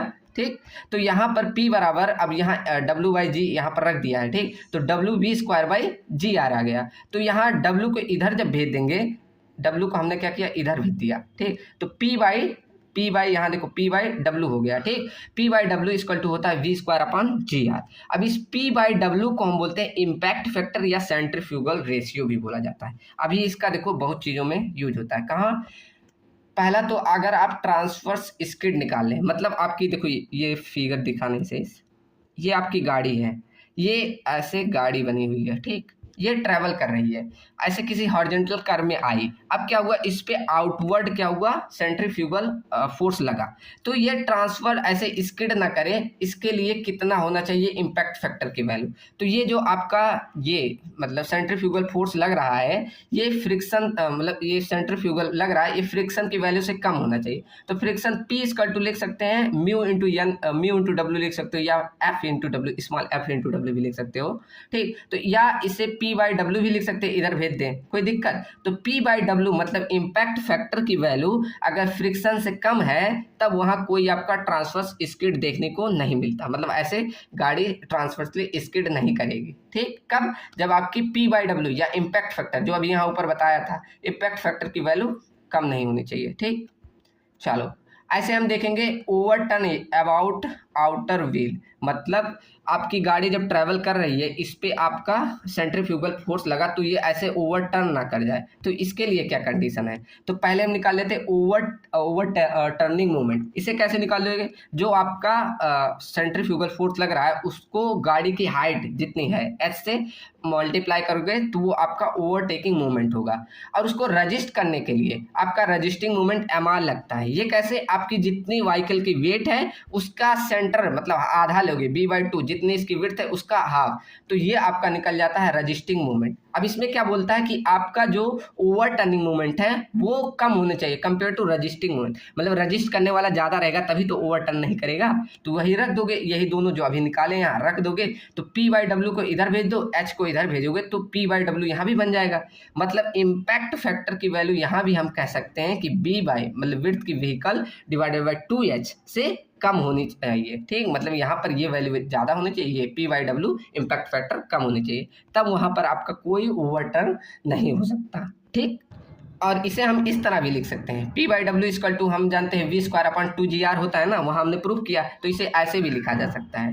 ठीक, चलो अब ये केस क्या है ये डायरेक्टली यहाँ समझा दे रहा हूँ। देखो जब आपका व्हीकल क्या होता है, ट्रैवल करता है ना, तो अगर वहाँ पर यही P जो आपका सेंट्रीफ्यूगल फोर्स है एक तरफ पे डायरेक्शन ऐसे ज़्यादा लग रहा है, तो वहाँ पर आपने देखा होगा ऐसे गाड़ियों में ऐसे एक तरफ ऐसे रोड ऐसे दब जाता है, कुछ इस तरह ऐसे नोटिस किया होगा जरूर आपने, ऐसे गाड़ी में ऐसे एक ही तरफ, मतलब गाड़ी में नहीं, ऐसे रोड में एक तरफ ऐसे गड्ढा सा ऐसे लंबा सा आ जाता काफ़ी, क्यों? इसी सेंट्रीफ्यूगल फोर्स के कारण। ठीक, तो यही नोट पॉइंट में लिखा है। अब आपका आता है सरफेस एलिवेशन, या इसे कैंट या बैंकिंग ऑफ रोड, या इसे सुपर एलिवेशन। आपने ये नाम जरूर सुना होगा, सुपर एलिवेशन सुना है ना। तो यही आपका कहलाता है क्या है, in order to counter attack the effect of centrifugal force, मतलब जो सेंट्रीफ्यूगल फोर्स लग रहा है उसको बचाने के लिए, to reduce the tendency of vehicle to overturn या स्किड, मतलब ओवरटर्न ना हो और स्किड ना हो, तो उसके लिए हम क्या करते हैं, आउटर एज ऑफ मूवमेंट को राइज कर देते हैं कंपेयर टू इनर एज से। Thus the transfers skid slope throughout the length over the curve. This transition inclination is called super elevation। जो आप ये प्रोवाइड करें उसे ही सुपर एलिवेशन कहा जाता है। ठीक, जैसे ऐसे आप कुछ ये आउटर एज हो गया, ये इनर एज को क्या करते हैं कंपेयर टू आउटर एज थोड़ा सा राइज कर देते हैं। अब इसका मतलब डेरिवेशन भी आता है, आप लोग कर लीजिएगा। यही देखो पूरा फिगर जो है ना ऐसे बना के आज समेशन ऑफ एच को करेंगे एच इक्वल टू 0, तो आपका ये फॉर्मूला निकल के आता है क्या, E plus F equal to V square upon G R, जिसमें ई बराबर आपका सुपर एलिवेशन होता है, वी आपकी स्पीड होती है मीटर पर सेकंड में, आर आपका रेडियस, एफ आपका फ्रिक्शन कोफिशिएंट होता है और जी आपकी ग्रेविटी होती है। ठीक, चलो अगर इसे किलोमीटर पर आवर में लिखना है तो E plus V equal to 0.27 V square upon 9 मतलब ये सब करके आप सॉल्व करेंगे तो इसे इस तरह भी किया जाता है, E plus F equal to V square upon 127 R. ठीक, तो ये किसका फॉर्मूला हो गया, सुपर एलिवेशन का। ठीक, अब इसकी डिजाइनिंग भी की जाती है, तो इसमें डिजाइनिंग में कुछ चीज़ कंसीडर की जाती है। जब आप सुपर एलिवेशन को कैलकुलेट करेंगे तो वहाँ हम पहला चीज़ कंसीडर करेंगे कि वहाँ मिक्स ट्रैफिक है। ठीक, दूसरा हम कैलकुलेट करेंगे 75% ऑफ डिजाइन स्पीड, मतलब जो भी डिजाइन स्पीड दी है उसका 0.7 टाइम्स कर देंगे। ठीक, और वहाँ पर हम फ्रिक्शन की वैल्यू 0 मान लेंगे, मतलब E plus F equal to V square upon 127 R था ना, तो इसे जब यहाँ इसको 75% कर दोगे और एफ की वैल्यू 0 कर दोगे तो ई बराबर यहाँ निकल के आ जाएगा, ई बराबर वी स्क्वायर अपॉन 225 आर। ये फाइनली ये कंसिडरेशन हम लेके चलते हैं जब हम क्या ई की वैल्यू निकाल रहे हैं। ठीक, चलो तो यहाँ पर ये कंसीडर दिया है कि हमें कितना सुपर एलिवेशन प्रोवाइड कर, अगर प्लेन और रोलिंग ट्रेन है तो 60%, अगर माउंटेनियस है तो 10%, अर्बन एरिया है तो 4%। ठीक, अब देखो कैसे करोगे डिजाइनिंग, उसका स्टेप है। तो स्टेप फर्स्ट में हम देखें, अगर हम ई डिजाइन कर रहे हैं तो ई डिजाइन इक्वल टू क्या होता है, वी स्क्वायर अपॉन 225 आर। ठीक, हमने यही देखा ऊपर कैसे निकालते हैं। ठीक, फॉर्मूला बताया ना कैसे आया। ठीक, तो ये लेके चलते हैं। अब यहाँ कंसीडर कंडीशन देखते हैं, अगर जो ई कैलकुलेट किया वो उससे ज़्यादा वैल्यू आपकी ई मैक्सिमम की है तो वहाँ हम ई प्रोवाइडर की वैल्यू क्या रखेंगे, ई कैलकुलेट की जो आपकी मिनिमम वैल्यू है। ठीक, ऐसे सेम आप ई कैलकुलेट की वैल्यू ज़्यादा हो गई कंपेयर टू मैक्सिमम वैल्यू से तो वहाँ हम जो प्रोवाइड करेंगे ई मैक्सिमम की। लेकिन अगर ये कंडीशन आ गई तो हम क्या करेंगे, सेकेंड स्टेप पे जाएंगे। यहाँ पर क्या हो गया, अगर ई प्रोवाइडर बराबर ई मैक्सिमम आ गया तो वहाँ फ्रिक्शन को भी हमें चेक करना पड़ेगा। फ्रिक्शन मतलब यहाँ से हम फ्रिक्शन निकाल सकते हैं, सिंपल पहले वाला फॉर्मूला जाइए सुपर एलिवेशन वाला, क्या E plus F equal to V square upon 127 R, हमने पीछे प्रूव किया ना वो वाला फॉर्मूला। तो वहाँ से हम एफ इक्वल टू निकाल सकते हैं, क्या, एफ बराबर V square upon 127 R minus E maximum. ठीक, चलो समझ में आया ना। यहाँ से हम फ्रिक्शन चेक, अगर आपकी फ्रिक्शन की value less than equal to 0.15 है तो ओके है, लेकिन अगर ज़्यादा हो गई तो हम स्टेप 3 पर जाएंगे। अब क्या करेंगे, हम स्पीड को चेक करेंगे कि स्पीड हमारी सही है, तो स्पीड के लिए सेम यही फॉर्मूला यूज करेंगे और इसको इधर भेज के वी स्क्वायर इधर भेजोगे तो अंडर रूट में आ जाएगा। ठीक, यहाँ पर एक कंडीशन दी है कि अगर प्लेन के लिए लगा के फॉर्मूला और ईजी कर दिया, ये मत करिएगा। ठीक, चलो समझ में आया ना कि कैसे डिजाइन करते हैं सुपर एलिवेशन की। ठीक, चलो अब ये क्या है कि रेडियस बियॉन्ड, अगर सुपर एलिवेशन नहीं देना है तो कितना रेडियस रखा जाता है उसका फॉर्मूला है। ठीक, चलो ऐसे इक्विलिब्रियम के लिए छोड़ देना। ठीक, अब देखते हैं कैसे हम सुपर एलिवेशन को अटेंड करते हैं। जैसे हमने क्या देखा था कि आउटर एज को इंक्रीज करते हैं, तो कैसे, ऐसे अचानक से करते हैं नहीं, पहले आपका ऐसे सेंटर पे कर्व रहता है ना, तो धीरे धीरे ऐसे धीरे धीरे बढ़ाते जाते हैं। तो इसका एक प्रोसीजर होता है, क्या, स्टेप फर्स्ट में करते हैं, शिफ्ट करते हैं क्राउन को, क्राउन मतलब ये ऊपरी जो पॉइंट है इसको करते हैं, और रोटेट करते हैं पेमेंट अबाउट क्राउन को, ऐसे रोटेट करते जाते हैं। जैसे यहाँ दिखाया ना कैसे अटेंड करते हैं, धीरे धीरे पहले आपका ऐसे कुछ स्लोप में रहता है, फिर ये क्राउन को धीरे धीरे रोटेट करोगे, फिर ऐसे स्लोप को, फिर ऐसे। तो कैसे अटेंड करना, पूरा ये स्टेप है। पहले हम क्राउन को रोटेट करेंगे, फिर हम पेमेंट को रोटेट करेंगे। ठीक, तो ऐसे फिगर आप बना दीजिएगा, देखो ये फिगर आपको मिल जाएगा। ठीक, चलो तो और क्या लिखा है, यही लिखा है कि देखो एक सेकेंड, क्या लिखा है, in case of transition curve can not be provided for some reason. अगर देखो, अगर क्या हुआ, अभी आप जैसे ट्रांजिशन कर्व नहीं, ट्रांजिशन कर्व आपने पढ़ा होगा कि आपका स्ट्रेट से जब आपका सर्कुलर में मूव करता है तो उसे ट्रांजिशन कर्व बोलते हैं। ठीक, तो अगर क्या कर रहे हैं आप, ट्रांजिशन कर्व नहीं प्रोवाइड कर पा रहे तो वहाँ पर 2/3 ऑफ सुपर एलिवेशन में भी अटेंड एट स्टेट पोर्शन पे ही आपका आ जाएगा before the start of circular curve. ठीक, मतलब 2/3 भाग सर्कुलर आने से, मतलब सर्कुलर पोर्शन आने से पहले ही प्रोवाइड कर देंगे। उसके बाद जो बचेगा 1/3 इसको बिगिनिंग ऑफ द कर्व पे प्रोवाइड कर देंगे। ठीक, कब? जब आप वहाँ ट्रांजिशन कर्व नहीं प्रोवाइड कर रहे हैं तब। ठीक, और ये स्लोप बताया कितना आपको देना है। ठीक, ये आप छोड़ दीजिएगा। ठीक, अब आता है आपका widening of payment on horizontal curve. अब ये क्या होता है, ये आपके एग्जाम में पूछा जाता है। ठीक, AQ2 में। अब वाइडनिंग क्या होता है, इसको सिंपल समझिए। जब आप गाड़ी ट्रैवल करते हैं तो जब आप ऐसे, आपने अगर बड़ी गाड़ी चलाई होगी तो किसी जब कर्व पे आप पड़ते हैं, जब ऐसे कर्व पे पड़ते हैं तो आपका जो आगे वाला व्हील है ये तो आसानी से मुड़ जाता है, लेकिन पीछे वाला व्हील थोड़ा सा ये रोड से बाहर निकल जाता है। तो इसी के लिए हम क्या करते हैं, मोड़ पे थोड़ा रोड को बढ़ा के चलते हैं। तो ये जितना रोड हम बढ़ाते हैं इसी को बोलते हैं एक्स्ट्रा वाइडनिंग। ठीक, समझ में आया ना? देखो अभी यहाँ भी वही लिखा है, on the horizontal curve which are not very large radius, common practice is to widen than the pavement slightly more than the normal width। ठीक, तो वही नॉर्मल विड्थ से थोड़ा हम बढ़ा के चलते, वही आपका एक्स्ट्रा वाइडनिंग कहलाता है। अब ये क्यों कराते हैं?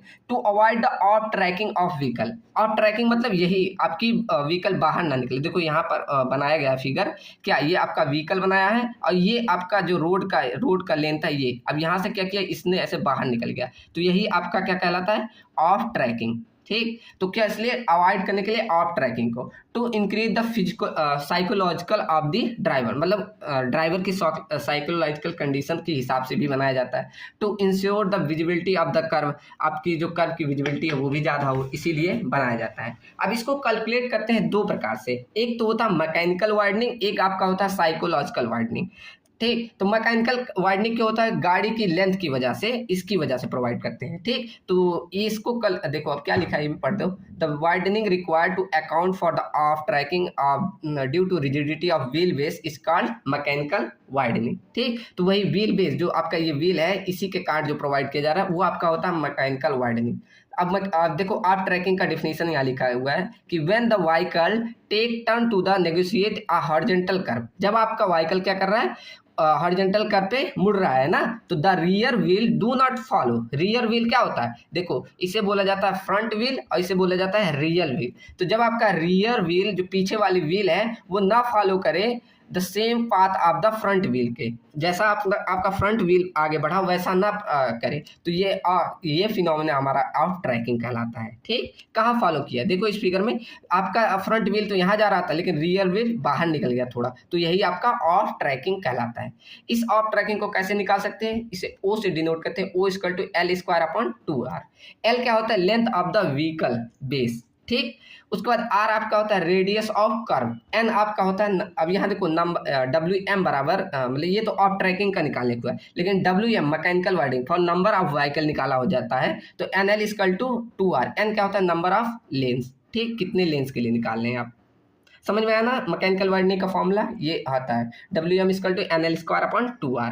ठीक, ऐसे आपका आता है साइकोलॉजिकल वाइडनिंग। ठीक, अब ये क्या होता है, आपकी साइकोलॉजिकल कंडीशन कैसी है, आप गुस्से में हैं या किस समय चला रहे हैं, तो ये सब भी कंडीशन देखी जाती है। ठीक, तो इसका भी फॉर्मूला होता है साइकोलॉजिकल कंडीशन के लिए WPSY से इसे डिनोट कर दे रहे हैं V upon 9.5 under root R। क्या, V upon 9.5 under root R। ठीक, तो यहाँ पर फाइनली हम निकाले अगर extra widening WE equal to WM plus WPSY। ठीक, तो यहाँ पर WM का formula NL square by 2R plus W psychological के लिए V upon 9.5 under root R। ठीक, चलो तो यहाँ पर देखो बताया गया कैसे कैसे हम प्रोवाइड करते हैं, ऐसे स्ट्रेट पोर्शन में थोड़ा सा, फिर सर्कुलर पोर्शन में इतना, तो यही टोटल लेंथ आपकी एक्स्ट्रा वाइडनिंग। क्या, W जो W width plus WE extra में प्रोवाइड करो वही आपकी एक्स्ट्रा वाइडनिंग होती है। ठीक, यहाँ पर एक कंडीशन होती है, अगर आपका रेडियस जो होता है 300 मीटर से ज़्यादा हो तो वहाँ पर हम कोई एक्स्ट्रा वाइडनिंग की रिक्वायरमेंट नहीं होती।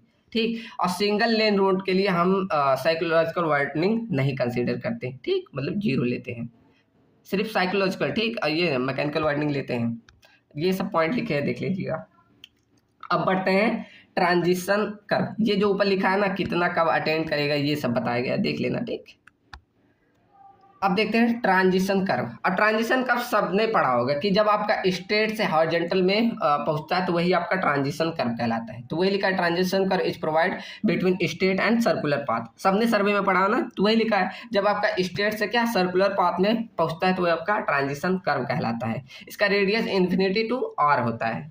ठीक, अब इसका ऑब्जेक्टिव क्या होता है ट्रांजिशन कर्व का प्रोवाइड करने, ये आपको सेंट्रीफ्यूगल को क्या इंट्रोड्यूस करता है और सुपर एलिवेशन को इंट्रोड्यूस करता है, मैकेनिकल वाइडनिंग को ग्रेजुअली प्रोवाइड करने में मदद करता है। ठीक, तो ये सब ऑब्जेक्टिव होते हैं ट्रांजिशन कर्व प्रोवाइड करने के।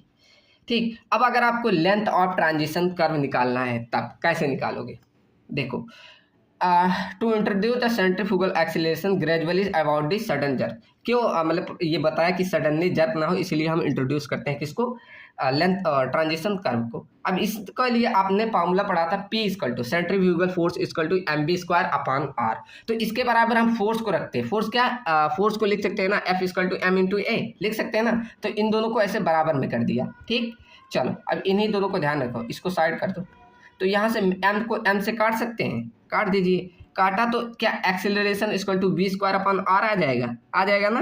ठीक, जैसे जैसे मैं बता रहा हूँ ऐसे इसके बाद अपने पास एक कॉपी पेन लेके खुद करिएगा, एकदम दिमाग पे बैठ जाएगा। ठीक, तो हमने क्या किया, इस m v square upon r को बराबर किया m a से, मतलब फोर्स से, तो इससे m से हटा दिया तो एक्सेलरेशन बराबर मिल गया v स्क्वायर अपॉन r। ठीक, अब a यहाँ है सेंट्रीफ्यूगल एक्सेलरेशन और v है हमारा स्पीड जो मीटर पर सेकंड में है। ठीक, अब v इक्वल टू होता है लेंथ अपॉन टाइम, तो यहाँ हम क्या लिख सकते हैं, length of transition curve upon time लिख सकते हैं। ठीक, तो क्या हम length of transition curve equal to v into T लिख सकते हैं, लिख लेंगे। ठीक, चलो अब देखो, तो यहाँ तक हमें मिल गया length of transition equal to v into T, इतना सब ध्यान रखिएगा। ठीक, अब क्या होता है rate of change of centrifugal acceleration हम देखते हैं, मतलब c इक्वल टू इसे डिनोट करते हैं इक्वल टू आपका जो फाइनल एक्सेलरेशन है minus initial acceleration divided by T. ठीक, तो क्या ये हम ऐसे लिख दें, हमारा जो इनिशियल एक्सेलरेशन है वो 0 और फाइनल हमें जो मिला, क्या मिला था हमें फाइनल यहाँ ऊपर में मिला था v स्क्वायर अपॉन r, तो यहाँ फाइनल में हम रख दें c equal to v square r minus 0 t, मतलब शुरू में थोड़ी कोई एक्सेलरेशन होता है, वहाँ 0 कर दिया तो v स्क्वायर अपॉन r बटे t। ठीक, तो यहाँ c बराबर हम लिखना चाहें तो क्या लिख सकते हैं, v square upon R T लिख दे, इसको मतलब ऊपर भेज के मल्टीप्लाई हो जाता है। ठीक, तो यहाँ पर अगर हमें टाइम की वैल्यू निकालनी हो तो t इक्वल टू क्या लिख सकते हैं, v square upon C R. ठीक, अब हमने जो ऊपर निकाला था लेंथ ऑफ ट्रांजिशन कर्व, यहीं अभी देखो ऊपर यहीं लिखा है, तो length of transition equal to v into T हमने यहाँ इक्वेशन फर्स्ट इसे माना है। ठीक, तो इक्वेशन फर्स्ट में अब हम ये t की वैल्यू बस ला के रख दो, जब ये आप रख देंगे तो t की value v into V square upon C R, तो फाइनली हमें लेंथ ऑफ ट्रांजिशन कर्व का फॉर्मूला मिल जाता है, क्या v cube upon C R, यही आपका फॉर्मूला है लेंथ ऑफ ट्रांजिशन कर्व को फाइंड करने का। कोई दिक्कत, सिंपल है, बस एक बार आप खुद से करेंगे आपको महसूस होगा कितना आसान था ये। ठीक, अब आप इसको किलोमीटर पर हावर में भी रख देना, इसको 0.27 से करोगे तो ये फाइनली फार्मूला ये आ जाएगा। ठीक, अब यहाँ जो c की वैल्यू है इसे बोला जाता है rate of change of acceleration, देखो यहाँ है c बराबर है rate of change of centrifugal acceleration, ये क्या होता है c इक्वल टू, इसको निकाल सकते हो 85 अपॉन 75 प्लस v। ठीक, इसे आप निकाल सकते हैं, ये इंपेरिकल फॉर्मूला होता है, लेकिन IRC ने भी आपको दे दिया क्या 0.5 से 0.8 तक आप ले सकते हैं, ये किसके एज पर IRC के अकॉर्डिंग है। ठीक, अगर नहीं दिया है तो ऐसे, अगर इस पे निकालना है तो ऐसे निकाल भी सकते हैं। ठीक, चलो समझ में आया ना। ये भी अगर देखो, अगर आपका सुपर एलिवेशन और एक्स्ट्रा वाइडनिंग ग्रेजुअली इंट्रोड्यूस है तो आपका लेंथ ऑफ ट्रांजिशन कर्व का फॉर्मूला ये हो जाता है, ये सब स्किप कर देना, डायरेक्ट ऐसे लिख देना कि to introduce the extra widening plus super elevation अगर इंट्रोड्यूस है तब उस केस में लेंथ ऑफ ट्रांजिशन कर्व का फॉर्मूला ये हो जाता है। ठीक, अगर वहीं पर आपका रोटेट करता हुआ पेमेंट हमने देखा था ना, ऐसा पेमेंट है तब आपका वहाँ पर फॉर्मूला ये हो जाता है, बस इसको बाई 2 कर दो, जो आपने यहाँ पढ़ा en, देखो en by W plus W E by 2। ठीक, चलो तो ये फॉर्मूला हो गया अगर आपका क्या हो e और w ग्रेजुअली इंट्रोड्यूस हो और ये अगर पेमेंट आपका रोटेट करता हो तब कैसे। ठीक, और आपका IRC ने भी फॉर्मूला दिया है length of transition curve find करने का, ये डायरेक्ट फॉर्मूला है कि length of transition curve equal to 2.7 v square upon r, ये प्लेन एंड रोलिंग टेरेन के लिए है, लेकिन length of transition equal to v square upon r होता है ये माउंटेनियस एंड स्टीप टेरेन के लिए। ठीक, ये IRC के अकॉर्डिंग है, ये ऐसे डायरेक्ट है। ठीक, तो इतने सारे फॉर्मूले छोटे छोटे हैं, पहला v cube upon C R, दूसरा हमारा ये सब हो गया कि अगर e और w इंट्रोड्यूस है तब, और तीसरा हमारा हो गया एज पर IRC के अकॉर्डिंग। ठीक, ये हमारा बता रहा है कि कितना सुपर एलिवेशन किसके लिए देंगे, अगर रोलिंग है तो 1/50, अर्बन है तो इतना, माउंटेनियस रीजन है तो इतना। ठीक, चलो अब देखते हैं शिफ्ट इन कर्व क्या होता है। जैसे आप जब देखते हैं मुड़ता है ना, तो यहाँ पर कर्व में थोड़ा सा ऐसे शिफ्ट कर दिया जाता है कर्व में। तो ये कितना देना है, इसके लिए लेंथ है LTC² अपॉन R। LTC मतलब length of transition curve upon 24R। ठीक, यहाँ पर S हमारा है shift, length of transition curve LTC हमारा क्या है, लेंथ ऑफ ट्रांजिशन कर्व, यहाँ LOTC लिखा हो शॉर्ट में। ठीक, length of transition curve. R बराबर हमारा रेडियस है। ठीक, चलो अब देखते हैं कौन कौन से टाइप के आपके ट्रांजिशन कर्व होते हैं। तो इसमें पहला आपका आता है स्पाइरल कर्व, जिसे आइडियल कर्व भी बोला जाता है। दूसरा है लेमिनिस्केट कर्व। तीसरा हमारा क्यूबिक पैराबोला। कुछ ऐसे फिगर भी एग्जाम में देखो, फिगर बनाएंगे ना तो मार्क्स एकदम जानते हो बहुत बेहतर आता है। ठीक, फिगर भी आपको हमेशा बनाना चाहिए। ठीक, अब देखो यही सारे लिखे, all this curve follow the same path, deflection angle 4 degree पे, और partially there is a significant difference even up to 9 degree तक। ठीक, और देखो एक फॉर्मूला है कि length of transition curve into R, ये कांस्टेंट होता है। इसका मतलब है कि अगर आप लेंथ ऑफ ट्रांजिशन कर्व की वैल्यू बढ़ाएंगे तो रेडियस बढ़ जाएगा, अगर रेडियस बढ़ाएंगे तो लेंथ ऑफ ट्रांजिशन कर्व की वैल्यू कम होगी। ठीक, और यहाँ देखो ये लिखा है स्पाइरल कर्व हमारा आइडियल कर्व होता है। ठीक, चलो अब देखो सेट बैक डिस्टेंस, ये क्या होता है, ये हमारा क्लियरेंस के लिए, जैसे ये आपकी गाड़ी चल रही है और यहाँ, तो ये क्लियरेंस के लिए इतना मतलब सेट बैक डिस्टेंस रहना चाहिए कि आपकी गाड़ी अब जैसे कर पे मुड़ रही तो एक दूसरे को दिख सके, यही होता है। इसका फॉर्मूला होता है M=S² अपॉन R। S आपका होता है स्टॉपिंग साइड डिस्टेंस, R आपका रेडियस होता है। ठीक, ये किन किन चीज़ों पे डिपेंड कर रहा है, तो पहला तो साइड डिस्टेंस हो गया, दूसरा रेडियस, तीसरा लेंथ ऑफ कर्व पे। ठीक, तो ये छोटा सा फॉर्मूला ये 2 नंबर में पूछ लेता है कभी कभी। ठीक, चलो अब देखते हैं कर्व रेजिस्टेंस, ये क्या होता है। इसको सिंपल मैं इसी फिगर से समझा दे रहा हूँ। जैसे आपका गाड़ी जब स्ट्रेट पे ऐसे चल रही है किसी स्ट्रेट रास्ते पे, तब आपका तो यहाँ पर जो आप फोर्स लगा रहे हैं, मान लो टी, आप ऐसे टी फोर्स लगा रहे हैं, इफर्ट लगा रहे हैं, तो आपका अच्छे से यहाँ आगे तक लग रहा है। पीछे ही तो इंजन लगा होता है, यहाँ इंजन जो आपका होता है पीछे ही लगा होता है, तो ये रियर व्हील पे आपका अट्रैक्टिव फोर्स बोला जाता है, उसे लगा रहा है तो आगे तक आराम से पहुंचेगा। लेकिन वहीं अगर इस केस में हो जाए कि आप गाड़ी मुड़ा रहे हैं, तो आप जितना अट्रैक्टिव फोर्स लगाएंगे, जितना टी फोर्स लगाएंगे, वो थोड़ी इस पे ये इधर टी कॉस अल्फा पे मिलेगा। तो जितना ये मतलब देखो यहाँ लिखा है direct, due to turning of vehicle on horizontal, देखो T cos alpha where the angle of turn has the loss of tractive force. अब कुछ कम हुआ ना, जितना लॉस हो रहा है due to turning of vehicle on horizontal का कर्व रेजिस्टेंस, उसी को कर्व रेजिस्टेंस बोला जाता है। ठीक, मतलब यहाँ टी लगाया लेकिन पहुंच कितना रहा है, कुछ कम, कितना टी कॉस अल्फा, तो यही जो लॉस हो रहा है वही बोला जाता है कर्व रेजिस्टेंस। ठीक, समझ में आया ना। चलो अब देखते हैं वर्टिकल अलाइनमेंट। अब हमने देखो हॉरिजॉन्टल अलाइनमेंट सीख लिया, अब हमारा आता है वर्टिकल अलाइनमेंट, यही आपका लास्ट टॉपिक है। ठीक, अब देखो वर्टिकल अलाइनमेंट क्या होता है। तो वर्टिकल मतलब जब आपकी गाड़ी वर्टिकल प्लेन में हो जाए, और ले अलाइनमेंट में हमने पढ़ा लेआउट ऑफ सेंट्रल लाइन। ठीक, तो यही लिखा है vertical curve are provided when there is some change in gradient, मतलब कोई इसमें ग्रेडियंट में बदलाव हो रहा है ऊपर, तब वही आपका वर्टिकल कर्व कहलाता है। अभी और अच्छे डिफिनीशन में लिखा है। अब आगे बोला ये 2 प्रकार के होते हैं, पहला सबमिट कर्व, दूसरा वैली कर्व। ठीक, अभी इन सबको निकालना भी सीखना है। अब डेविएशन एंगल क्या होता है, कितना आपका ऊपर चढ़ा, और इन दोनों का आप मॉड करके निकालेंगे तो वही आपका डेविएशन एंगल कहलाता है। ठीक, डिफिनीशन पढ़ लेना।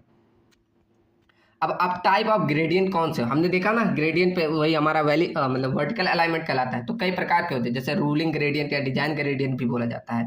ये क्या होता है, at the maximum gradient designer attempt to design vertical profile. ठीक, तो ये मैक्सिमम ग्रेडियंट इतना चाहता है डिजाइनर कि हम इतना डिजाइन करें। ठीक, gradient up to ruling gradient is the normal course of design. ठीक, चलो तो limiting gradient, cost of construction of ruling gradient very high, designer prefer the limiting gradient. अगर आपका कॉस्ट ऑफ कंस्ट्रक्शन हाई है तब वहां पर कौन सा लिमिटिंग ग्रेडियंट प्रीफर किया जाता है। और एक्सेप्शनल ग्रेडियंट ये क्या होता है, ये काफी स्टीपर होता है। जैसे देखो यहाँ सबके फिगर बने हुए हैं, देखो आपका जो रूलिंग ग्रेडियंट होता है वो इतना काफ़ी कम होता है, ये आपके डिजाइनिंग के लिए प्रेफर किया जाता है। लेकिन आपका कॉस्ट का मतलब कम है, आपका खर्चा बहुत कम है, तो आप थोड़ा कम ही मिट्टी का कटाव करेंगे, इतना दे देंगे। लेकिन एक्सेप्शनल क्या माना जाता है, काफ़ी ज़्यादा स्टीपर। ठीक, तो ये सारे हैं। और आपका एक है मिनिमम ग्रेडियंट, ठीक, ये भी पढ़ लेना। यहाँ पर कितना किसके लिए देना है देखो बताया गया है कि प्लेन माउंटेनियस टेरेन के लिए, स्टीप टेरेन के लिए, ruling gradient, limiting gradient, expression, कितना आपको कितना वैल्यू देना है ये याद हो जाएगा आपको। देखो 3 5 6 7 5 6 7 6 7 8 एक मतलब इस तरह सीक्वेंस में याद करोगे तो ये ध्यान हो जाएगा। ठीक, अगर ये चार्ट बनाओगे तो अगर 6 नंबर का आ रहा है ना तो आपको 6 कंफर्म मिलेंगे अगर ये सब आप बना के आ रहे हैं। ठीक, चलो अब देखते हैं ग्रेड कंपनसेशन। अब ये क्या होता है इसको मैं फिगर से ही समझा दूंगा। देखो ग्रेड कंपनसेशन क्या होता है, जैसे आपका देखो ये आपका मान लो कोई वर्टिकल ऐसे जगह है, मतलब पहाड़ है मान लो। ठीक, अब इसमें क्या है, आप ऐसे गाड़ी ट्रेवल कर रहे हैं, अब इसमें देखो 2 कर्व आ रहे हैं। पहला तो एक वर्टिकल कर्व भी आ रहा है, दूसरा एक हॉरिजॉन्टल पे भी आप ऐसे मुड़ रहे हैं तो यहाँ पर हॉरिजॉन्टल कर्व आ रहा है। अब इन दोनों का रेजिस्टेंस आपको देखने को मिल रहा है, तो यही इसके लिए हम क्या करते हैं, कुछ ग्रेड में कंपनसेशन करते हैं, वही आपका ग्रेड कंपनसेशन कहलाता है। ठीक, देखो when there is a horizontal curve in addition of vertical curve। ठीक, क्या बोला, जब हॉरिजॉन्टल कर्व और एडिशन में वर्टिकल कर्व है then there will be increase in a resistance. ठीक, तब वहाँ रेजिस्टेंस हमारा बढ़ जा रहा है, किसके कारण, both horizontal and vertical gradient के कारण। ठीक, therefore some compensation is applied, इसीलिए हम क्या करते हैं, कुछ कंपनसेशन अप्लाई करते हैं, वही हमारा ग्रेड कंपनसेशन कहलाता है। ठीक, अब कितना अप्लाई करना है यहाँ देखो दी गई है, जैसे 30 प्लस यहाँ फॉर्मूला है 30 प्लस आर और 75 प्लस आर, इन दोनों में से जो वैल्यू मिनिमम आएगी वही क्या करेंगे हम, एक्चुअल जो ग्रेड प्रोवाइड करेंगे उसी में से माइनस कर देंगे। ठीक, लेकिन यह ध्यान रखिए अगर आपकी ग्रेड की वैल्यू 4% तक है तो वहाँ पर नहीं अप्लाई करते। ठीक, देखो IRC के अकॉर्डिंग अगर हमारा ग्रेडियंट फ्लैटर देन 4% है तो हम वहाँ पर ये ग्रेड कंपनसेशन नहीं करते। ठीक, चलो अब देखते हैं वर्टिकल कर्व क्या होता है। तो यही लिखा है, due to change of the vertical alignment of road it is necessary to introduce the vertical curve at the intersection of different grades sometime। ठीक, ये कौन कौन सा होता है, जैसे सबमिट कर्व, वैली कर्व। अब सबमिट कर्व क्या होता है, सबमिट कर्व क्या होता है, जब आपका ये असेंडिंग ग्रेडियंट डिसेंडिंग ग्रेडियंट से मिले तो वही हमारा सबमिट कर्व होता है। ठीक, यहाँ देखो सब बहुत से प्रकार के सबमिट कर्व, जैसे आपका असेंडिंग ग्रेडियंट फ्लैटर से मिले, असेंडिंग ग्रेडियंट आपका माइल्ड से मिले, ऐसे आपका माइल्ड से स्टीप में मिले, तो ये सारे सबमिट कर्व के पॉइंट है। ठीक, तो इतने प्रकार से आप सबमिट कर्व को डिफाइन। चलो तो अब देखो इस सबमिट कर्व को कैसे कैलकुलेट कर सकते हो। अगर हम देखो 2 कंडीशन के लेके चलते हैं कि अगर हम to save provide stopping sight distance तब कितना सबमिट कर्व देना है, अगर हम सेव प्रोवाइड कर रहे हैं ओवरटेकिंग साइड डिस्टेंस तब कितना देना है। तो इसके लिए फॉर्मूला है, तो पहला केस लेके चलते हैं, length of submit curve for stopping sight distance. अभी क्या हम स्टॉपिंग साइड डिस्टेंस को देख रहे हैं, तब उसके लिए केस फर्स्ट बनता है कि अगर आपका लेंथ ऑफ सबमिट कर्व ज़्यादा है किसके कंपेयर में, स्टॉपिंग साइड डिस्टेंस में, तब वहाँ पर लेंथ ऑफ सबमिट कर्व की फॉर्मूला हो जाता है NS² अपॉन में √2h plus √2h small h का होल स्क्वायर। अब यहाँ कैपिटल H और स्मॉल h क्या है, देखो हाइट ऑफ ड्राइवर आइस वो आपका कैपिटल H होता है, स्मॉल h क्या होता है, हाइट ऑफ ऑब्स्ट्रक्शन। तो इसके आधार पे आपका क्या निकल जाता है, लेंथ ऑफ सबमिट कर्व। कब, जब आपका ये केस बना हो कि सबमिट कर्व का जो लेंथ है वो ज़्यादा हो जाए compare to stopping sight distance. लेकिन अगर वहाँ क्या हुआ, स्टॉपिंग साइड डिस्टेंस आ गया, तब यहाँ हम सेकेंड केस लेते हैं। सेकेंड केस क्या होता है कि अगर लेंथ ऑफ सबमिट कर्व की वैल्यू कम हो और वहाँ स्टॉपिंग साइड डिस्टेंस की वैल्यू ज़्यादा हो, तब वहाँ पर हम ये फॉर्मूला लगाते हैं, क्या, 2s माइनस ब्रैकेट में √2 capital H minus √2 into small h divided by n। ठीक, सब चीज़ें मालूम है, यहाँ capital H height of obstruction, small h height of obstruction, s आपका होता है स्टॉपिंग साइड डिस्टेंस। ठीक, चलो अब यहाँ पर देखो ये ओवरटेकिंग न लिखो, यहाँ पर h की वैल्यू हम 1.2 ले सकते हैं, स्मॉल h की वैल्यू 1.2 ले सकते हैं। तो इस केस में आपका फॉर्मूला ऐसे शॉर्ट में निकल जाता है। ठीक, कैसे, इस दोनों की वैल्यू रख के सॉल्व करोगे ना तो ये आ जाएगा। ठीक, यहाँ ये गलत लिखा है, मतलब ये आगे के लिए लिखा है, यहीं लिख दिया हूँ। ठीक, ये इसके सेकंड केस के लिए था। ठीक, चलो तो यहाँ पर इसके लिए आप ये वैल्यू रखोगे, लिखा है h की वैल्यू इतना, ये IS कोड द्वारा दी गई है, तो इसको सॉल्व करोगे तो ये फॉर्मूला आ जाता है। ठीक, ऐसे सेम आपका दिया है किसके लिए, ओवरटेकिंग साइड डिस्टेंस के लिए। ठीक, तो ओवरटेकिंग साइड डिस्टेंस के लिए क्या है, LS = NS²/8h। ठीक, यहाँ देखो h बराबर अब यहीं रख दिया, ये 1.2 की वैल्यू तो रखोगे 12×8 = 9.6। ठीक, तो वही आ गया है। ऐसे सेम अगर आपका लेंथ ऑफ मतलब कम हो जाए, ओवरटेकिंग से साइड डिस्टेंस ज़्यादा आ जाए तो इसके लिए ये फॉर्मूला होता है। यहाँ कुछ पॉइंट लिखे सबमिट करके लिए, ये देख लेना, ये छोड़ देना। ठीक, ये सारे छोड़ देना। ये एक्स्ट्रा पॉइंट है काफ़ी। अब सेकंड हमने पढ़ा था वैली कर्व। वैली कर्व को बोलता है कनकेविटी अपवार्ड भी बोला जाता है। इसमें क्या ऐसे कुछ वैली की तरह आपको दिख रहा है ना, तो इसीलिए बोला जाता है। इसमें क्या लिखा है, when descending gradient is followed by the ascending gradient. ठीक, देखो डिसेंडिंग ग्रेडियंट किसको फॉलो कर रही है, असेंडिंग ग्रेडियंट, तो ये आपका वैली कर्व बोला जाता है। यहाँ देखो डिसेंडिंग ग्रेडियंट फ्लैटर को फॉलो कर रही है, यहाँ असेंडिंग ग्रेडियंट असेंडिंग को ही फॉलो कर रही है, स्टीपर को। ठीक, और यहाँ स्टीप या असेंडिंग डिसेंडिंग ग्रेडियंट माइल्ड को फॉलो कर रही है। तो ये सारे क्राइटेरिया है बनने, ठीक, पढ़ लेना, थ्योरी में वही लिखा है। अब देखो हम इसको फाइंड करने का एक क्राइटेरिया है जिसे बोला जाता है कंफर्ट कंडीशन क्राइटेरिया। अब ये एकेटी में ये भी पूछा गया है एक बार कि कंफर्ट क्राइटेरिया कंडीशन के आधार पे बताओ वैली कर्व का। ठीक, तो इसके लिए फॉर्मूला है क्या, length of valley curve equal to 2 into bracket में NV cube by C upon 1/2। ठीक, तो ये फॉर्मूला है, ध्यान कर लेना। ठीक, यहाँ एन क्या है, डेविएशन एंगल, जो हमने पीछे बताया था। ऐसे क्या करते थे, ऐसे मॉड में बताया था, फिर प्लस एन, फिर माइनस में ब्रेकेट में माइनस n2, फिर यहाँ से यही कैपिटल एन की वैल्यू ऐसे निकलती है। ठीक, तो वही आपका डेविएशन होता है, पीछे पढ़ा ना। v हमारा स्पीड ऑफ व्हीकल होता है, c हमारा rate of change of centrifugal, और c की वैल्यू 0.6 ले सकते हैं एच पर IRC। तो सारी वैल्यू आपको अगर रखेंगे, जैसे स्पीड को किलोमीटर पर आवर में रख दे और सी की वैल्यू जितनी है वो रख दे, तो लेंथ ऑफ ट्रांजिशन कर्व की value, length of valley curve की वैल्यू आपको ये मिल जाएगी फॉर्मूला 0.38 ब्रेकेट में NV क्यूब ब्रेकेट में 1/2। ठीक, ये फॉर्मूला मिल जाता है। ऐसे आपका हेडलाइट साइड डिस्टेंस क्राइटेरिया के आधार पे फॉर्मूला है, ये भी देख लीजिएगा। ठीक, ये आपका ड्रेनेज कंडीशन के आधार पे ये पूछा जाता है आपके कॉम्पिटेटिव एग्जाम में, कभी कभी पूछ जाता है बीम एंगल कितना होता है, तो 1 डिग्री होता है। ठीक, हाइट ऑफ सरफेस इतना लिया जाता है, ये आपका पूछा जाता है कभी कभी बीम एंगल क्या होता है। ये क्या होता है जानते हो, जैसे आप गाड़ी ट्रैवल कर रहे हैं तो ये हाइट कितना डिस्टेंस तक मतलब लाइट आपका ऐसे एंगल पे देता है, तो इनके बीच का जो एंगल होता है वही बीम एंगल बोला जाता है। ठीक, चलो तो आज आपका अच्छा अभी एक टॉपिक और है, ऑटो कैड।